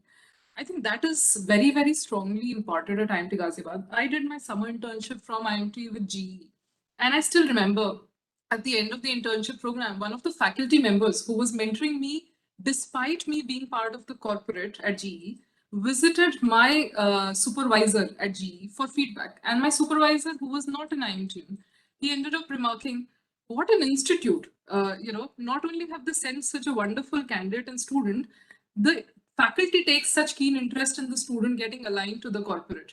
So these are memories I hold very dearly, and those are small indents that one has as far as the corporate memory and smooth transition from education to corporate is concerned. Now, one of the key things that IMT gave me in the 2 years I was there was one family. As Anurag sir said, this is going to be lifelong. People you meet here, people you grow up with. We started by getting placed together. We waited till the last friend was placed. The camaraderie, the bonhomie, the kind of help that we reached out to our alums for, because I was one of those who got placed with Lehman Brothers back in 2007-8. 7 days down the line, got a letter that the company's gone bankrupt, and the world came crashing down. And the resilience that IMT has, the placement committee, the faculty members, the alum, they all came together and they said, we're not going to let our students be in want of an internship. Sure, Lehman is no longer on the radar, but we'll get another company which is equally good. And we got GE, and I got placed with GE. So, that's what IMT is about. Come what may, last year we were talking about COVID-led recession. 10 years back, we were talking about real estate bubble burst. But did IMTians get placed? 100%. And we did not party till 420 of our batchmates were all placed. So, that's what IMT is about. The second thing that IMT gives us is the right courses, and I can't say I was in the BFS course, because back then in my times, we just had PGDM and finance. But it is so pleasant to hear about things that we talk about as consultants, me being a PwC consultant, the fintech disruption, the fact that there are neobanks, the fact that RBI is looking at, changing course, as things change. There are so many fintechs that mushroomed, and initially everyone was saying, oh, they won't survive because banking giants will gobble them up. But what's happened? It's been a beautiful orchestration of fintechs coming close to NBFCs getting closer to banks, and an ecosystem coming in play. Now, all of that becoming part of course curriculum, I think it's fabulous. Anyone who wants to be part of the financial services industry, IMT BFS is where you have to be. If we talk about, what does IMT further give you apart from family and a placement? It gives you the right, connect to come back to. Anurag sir's part of Aditya Birla, and while he talked about building the organization, he's been there for so long. The only thing I was thinking about is I am delivering a project for Aditya Birla Health Insurance Company, working with Mayank Batwal, and I know who to reach out to if I want some guidance. That's the alum connect IMT Ghaziabad has. So I think all in all, if a package for industry readiness was to be picked up, I myself prefer going to IMT Ghaziabad to pick up that package or candidate. Recently went to multiple campuses, and every campus has its strength. Went to IIMs and the other top B schools. The favorite continues to be IMT Ghaziabad, and that's the feeling all the alum network carries. And go anywhere, you will find an IMT at the top position who's ready to mentor you. I worked with Max Life, as Bernali ma'am said, had the COO who's an IMTian, mentored me, helped me see what path I could traverse, got awarded as CEO Woman of Substance in the year, and moved to Religare. Again, a lot of IMTians there. The strategy head was an IMTian. Moved to PwC, many partners who are IMTians. And I don't think I could have gotten this kind of exposure anywhere else. And I still continue looking up to my alums, having been in the industry for more than 11 years. Look at the quantum and wealth of mentorship this batch will get. So, Pranali ma'am, thank you for this opportunity. But I am glad I could come back today. And I'll close with this. When I joined IMT, the induction, we had people on the panel who were CEO of Radico, Naukri.com CEO, all with IMT pedigree. And the stories they told us were, there was no placement committee, we made one. There was no Naukri.com, we made a platform. And nobody was willing to buy anything from us. So we started exporting Mehendi. That's the Radico story. Entrepreneurship is at the heart and core of every IMTian. So this resilience not only is for corporate, but if you want to do something of your own, this is the place to be.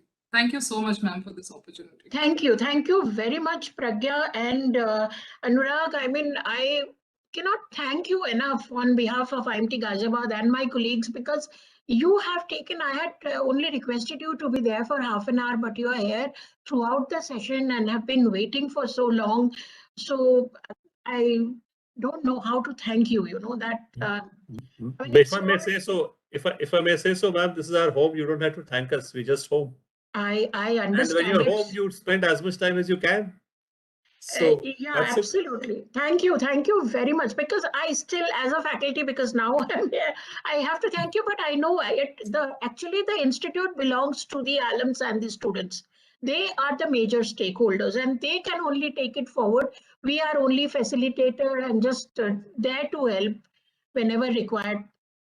And I would still request Mr. Anurag and Pragya to, if you could kindly be here, because I'm sure the students have a lot of questions to ask from the alumni, because they have a lot of questions on their career and their future, etc. So actually, I have to explain about the selection process, which I'll skip because my colleagues at Nagpur and Hyderabad campus have already done that. So I think we'll take up the questions instead of that.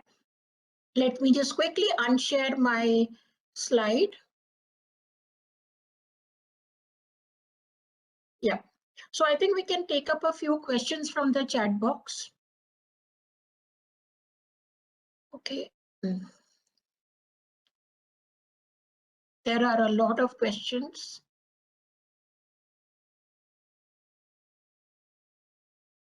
Okay, so there is a question for Professor Rakesh Gupta and Professor Sean. What is the primary difference between PGDM and PGDM dual country program? How should we go ahead and order them according to preferences? Any insights? So either Professor Rakesh Gupta or Professor Sean. I think Professor Sean, you can take up the questions. Thank you, ma'am. So the primary difference, the 3-4 factors which I would like to highlight. In terms of the preferences, it's based on what the student wants to do. So if it's there's a primary difference in terms of the specializations which are there. While in the full-time program, you will get to specialize in the conventional areas, which is marketing, finance, operations, and HR. In case of dual country program, it's a little more niche specifications which are there, which consist of advanced quantitative finance, international trade and logistics, and international business and marketing. Second one, with respect to the course delivery, one of the programs, the full-time program, the flagship program is offered at our campus in IMT Ghaziabad. In terms of the dual country program, you will get to experience 2 countries, one a year in Ghaziabad and a year in Dubai. And it's primarily aligned towards those students who are looking at global careers, and specifically in these 3 domains where the specializations are based. In terms of the internships also, the students, we are primarily, the candidates of the program are students who primarily hope to do a summer internship and also look at international kind of a placement, which is primarily based in the GCC region. Takesh sir, if you would like to add on to this. I think, Sean, you covered everything. So I will just, as a matter of priority, I think it is more about student choices, what kind of options they are looking at. So if you are looking at more aligning towards an international career, probably DCP may fit in better. If you are looking at specialization in marketing, finance, operation, the traditional areas, I think that's where the full-time programs come in, marketing, finance. And this year onward, I think we have carved out the specialization options in DCP in a very, very different way. The three niche areas, as I think Professor Sean. So that's what the difference is. About the preferences, I think it's an individual's choice. Thank you, Professor Sean and Professor Gupta. There is one question related to what are we supposed to do in SOP and profile based. SOP is statement of purpose. You must have received, all the students, you must have received a manual from the admission department about how to fill up the, what are the criteria, etc. for selection. Everything is mentioned in the manual. But SOP is statement of purpose. There are basically 2-3 questions are there. You have to write down, why do you want to join IMT Ghaziabad? How will IMT Ghaziabad help you in your career progression? And then where do you want to see yourself in another few years? So these are some of these questions. Based on these, you have to write the answer, statement of purpose. Basically, we will not meet physically since the entire process will be there in online mode. So therefore, faculty will get to know about you, the panelists, I mean to say. And profile based, that's also mentioned, and there are a lot of videos that are available. So a few seats will be reserved in the sense, it will be again on merit basis, but a little bit of relaxation will be there in terms of CAT percentile, cutoff percentile, and these will be based on exceptional work experience and exceptional profiles. So in case you are from that particular list of universities, colleges, etc., and we are very selective about them. So if you are from that company again, and you have minimum 2 years of work experience, you can apply. And for work experience, you have to also submit a letter of recommendation from your reporting manager or your previous reporting manager. So these are, but please remember, there will be only a few seats, and also these will be strictly on merit basis. Okay. Then there is one more question related to major minor. I think Professor Rakesh Gupta can take it. As per the choices available in the specialization and electives, is there any effect on placements accordingly? Like if someone takes major minor, would that reduce his placement chances? I think Professor Gupta as well as Dr. Renu can take it forward. Yeah, Like, will the major minor affect your placements? That's the question. I will start from the courses side, and I think Renu can take on from. I don't think your choice of electives as well as specialization has an effect directly or indirectly in terms of placement. I think specialization and choice of elective should be looked at from a larger, longer perspective in which stream you are planning to make your career, at least in the initial few years of your journey. So looking at the placement trends, I think the placement records, I don't see it having any bearing on the placement, though Renu can dwell on it better. But I still insist you need to be very clear which stream you want to build your career on. And that should be the guiding philosophy in terms of specialization and electives choice. So over to you, Renu. Sorry, please pardon me for the background noise, actually. There's a marriage party going on. So one, as far as major is concerned, the opportunities come in through the organization for major specialization. Specific cases might be where organization do say that, okay, we can look at people with minors also, but majority of the time it is the major which you have taken. Say, for example, you've taken marketing, so you would be eligible for a marketing role or a sales role. If you've taken finance, you would be eligible for that.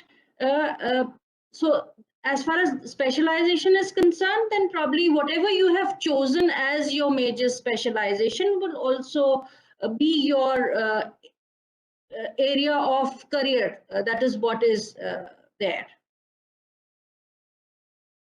Thank you. Thank you, Dr. Gupta and Dr. Renu. There is one more very interesting question, and the question says that whose letter of recommendation should be submitted by entrepreneurs.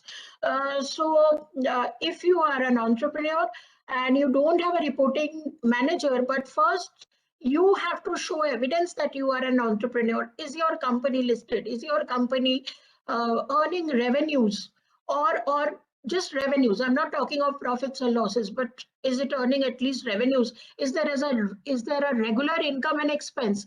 Can you show some evidence of balance sheet, audited balance sheet, and profit and loss statement? So some kind of evidence. These are just indicative evidences I've just spoken of.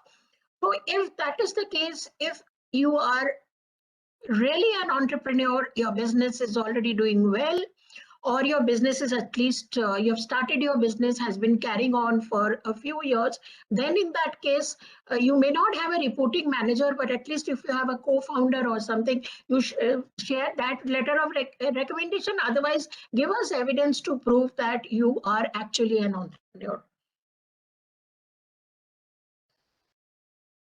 Okay, so there is another question for Dr. Renu. Shreya Sood wants to ask, what are the PPO internships offered for DCP program? So Dr. Renu as well as Dr. Sean can take it up. PPOs and internships for DCP program. So as far as PPO and internships offered through the DCP program was similar to the other programs also. Were the PPO's internship offered to the? Yes, absolutely. Why not?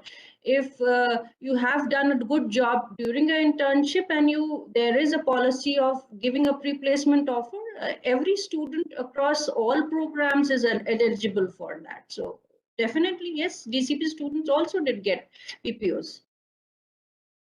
Sean, Dr. Sean, would you like? Yeah. No, I would remember specific cases. I think ABG did offer the PPO to at least one of the students, and I'm sure there were a lot of other companies which were there individually which were offering. So there was no differences in the, like Renu ma'am was explaining, there are no differences in the way PPOs internships are offered for the DCP program as compared to the other ones. It depends upon how well a job the student has done during the internships, more than the program specifically. Yes, certainly. Yeah. So the next question again is for you, Dr. Renu. You can please specify the median CTC. I think the participant wants to know the median CTC. Median is 14 lakhs. Okay. So thank you very much. And for details, you can check the website. I think all the details program wise as well as everything is there on the website, the full placement report. Yes, and Bharat also has a question like details regarding the placements of different programs. Bharat, everything is, as Renu ma'am has explained, everything is very clearly mentioned on our website. Just go to our website, browse through placements, and you will get all the detailed information with graphs, etc. Neeraj Chakravarti says, which country is this tie-up? Neeraj, that again you will find a map on our website, but we have a lot of business schools with, in Europe and lots of parts in Europe and Asia, etc. But if you talk about our DCP, we have a tie-up with Velric Business School. Professor Harsimran, would you like to throw a little more light on the BFS program tie-up with Velric? Yeah, Professor Banali. So we have a tie-up with Velric Business School. 40% of the courses, BFS courses, are delivered by Velric faculty. Velric faculty is an FT ranked and a triple accredited institution. Very few institutions are triple accredited across the world. So I think provides a fantastic global exposure, global financial exposure to our students by Velric faculty. So that's the type we have for the BFS program. Thank you. Thank you, Professor Sandhu. So Adarsh asks, 90.42 percentile is in CAT. Good for IMTG. Adarsh, it all depends, these are very relative. Depends, CAT percentile depends on every year's application and the percentile that we receive. But yes, last time 90.42 was shortlisted. The candidate was shortlisted, but this is just for shortlisting others. After that, you have to handle the critical thinking process, the personal interview, and all these things matter. And there are other aspects, the weightages, etc., that we have for selection. Then the next question, I think I'll ask Mr. Mathur. Shivam Mittal wants to know, he wants to start his business after MBA. So which course he should go and which will help him in realizing his dream? Mr. Mathur can talk from industry perspective, and Professor Gupta can take it up since Professor Gupta is from entrepreneurial and innovation. Is Mr. Mathur. Yes. So again, here it's a question of, I'm not too sure as to in terms of what is the line of business this person is into. I mean, if they are into a fintech or into a financial services space, then obviously, yes, the subjects to be taken up are very clear. But if you are not, if you are into manufacturing, then I would suggest that you also take a very keen interest in the supply chain and operations courses that we have offered, as well as in the HR courses that we offer. Because these are two very critical skills for any business that you go ahead. And as you go ahead in life, I mean, at least in my career, I have found that, like I was saying even earlier, it's all about people. It's all about how you handle people. So these two courses, in my view, to start with, I think would be the most important ones to take. If you are, and like I said, if you are in the BFSI space, then the BFSI course obviously is the critical one for you, and the professor can probably take it forward from there. Yeah, and before that, I would ask Pragya. Pragya, you would like to share some experience? Someone wants to start a business. Like, what kind of courses he or she should take? Like Anurag sir said, we don't know which line of service this person wants to go into, but it may be a great idea to look at FT as your course and take as many electives as possible for you to get trained in the right areas as you shape your dreams.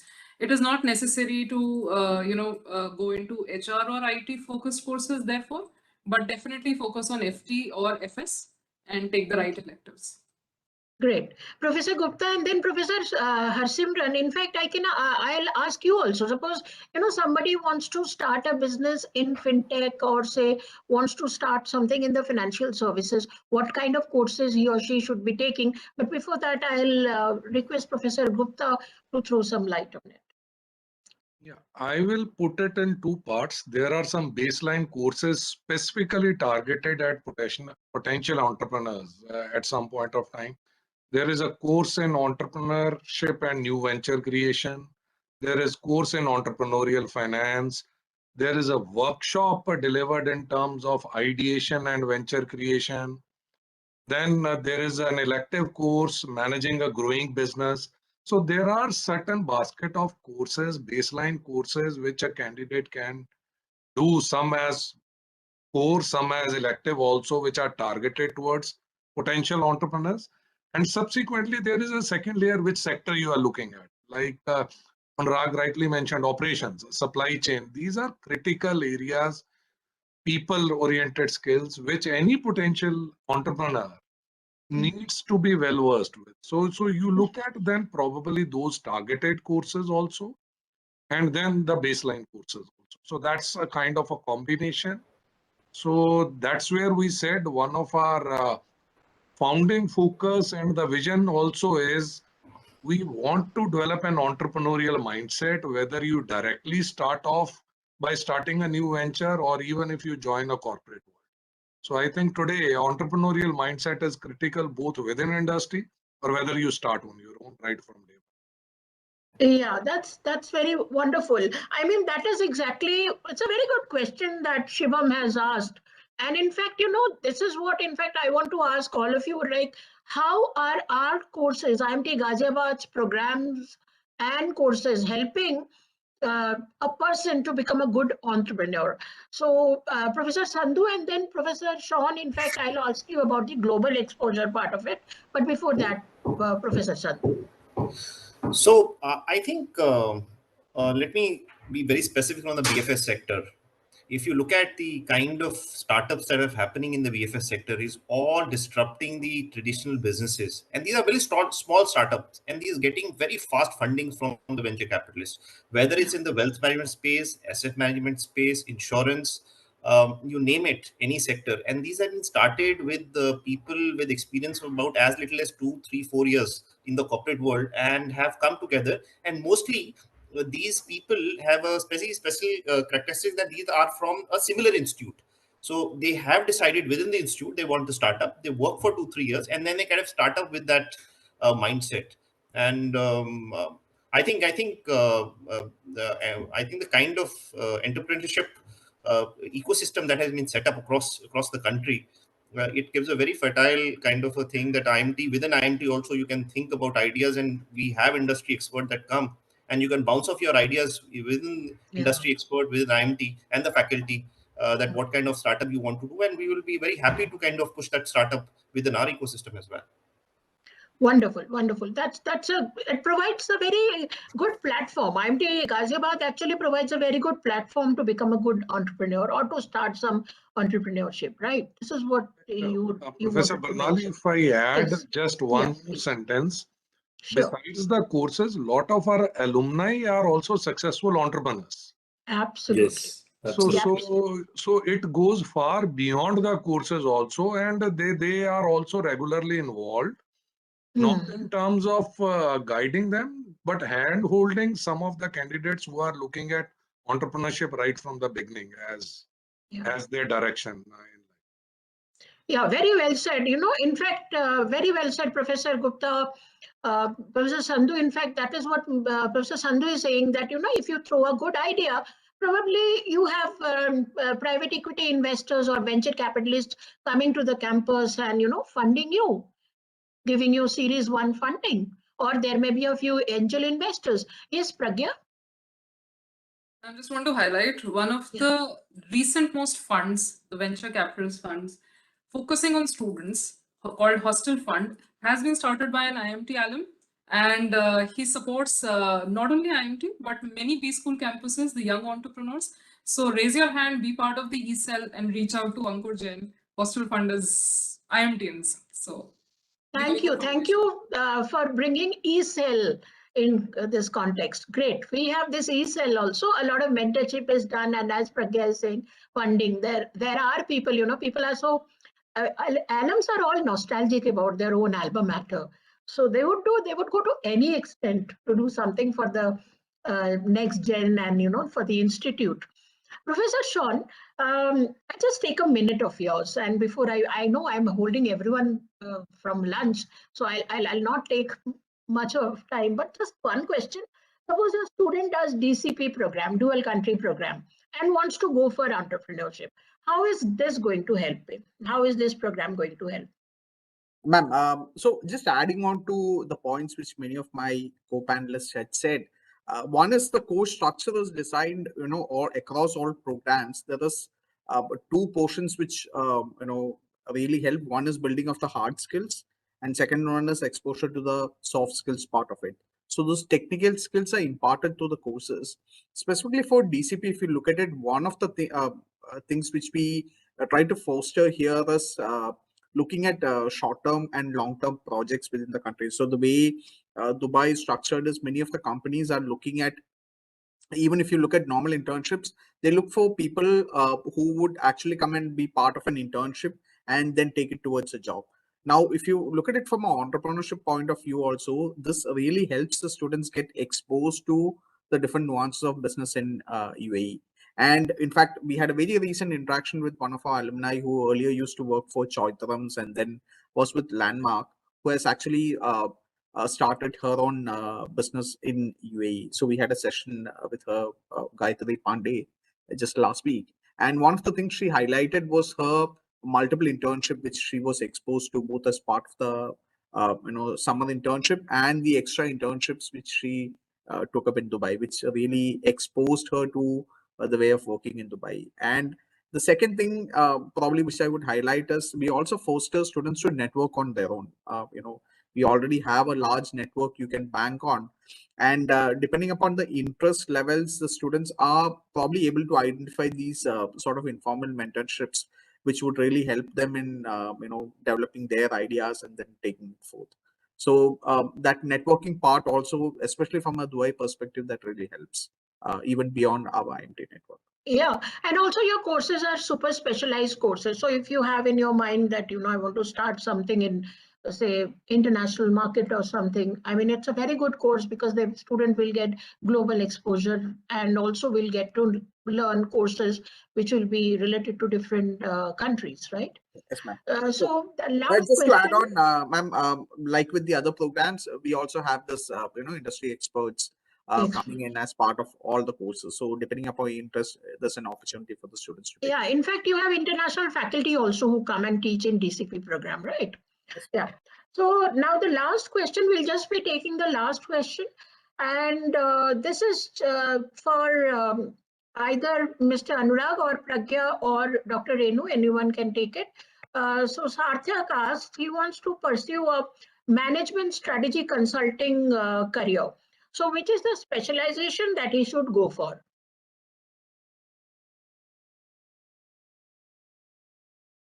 Pragya, you are a Pragya, yes. Pragya may be the right person to take the person for it. Yeah.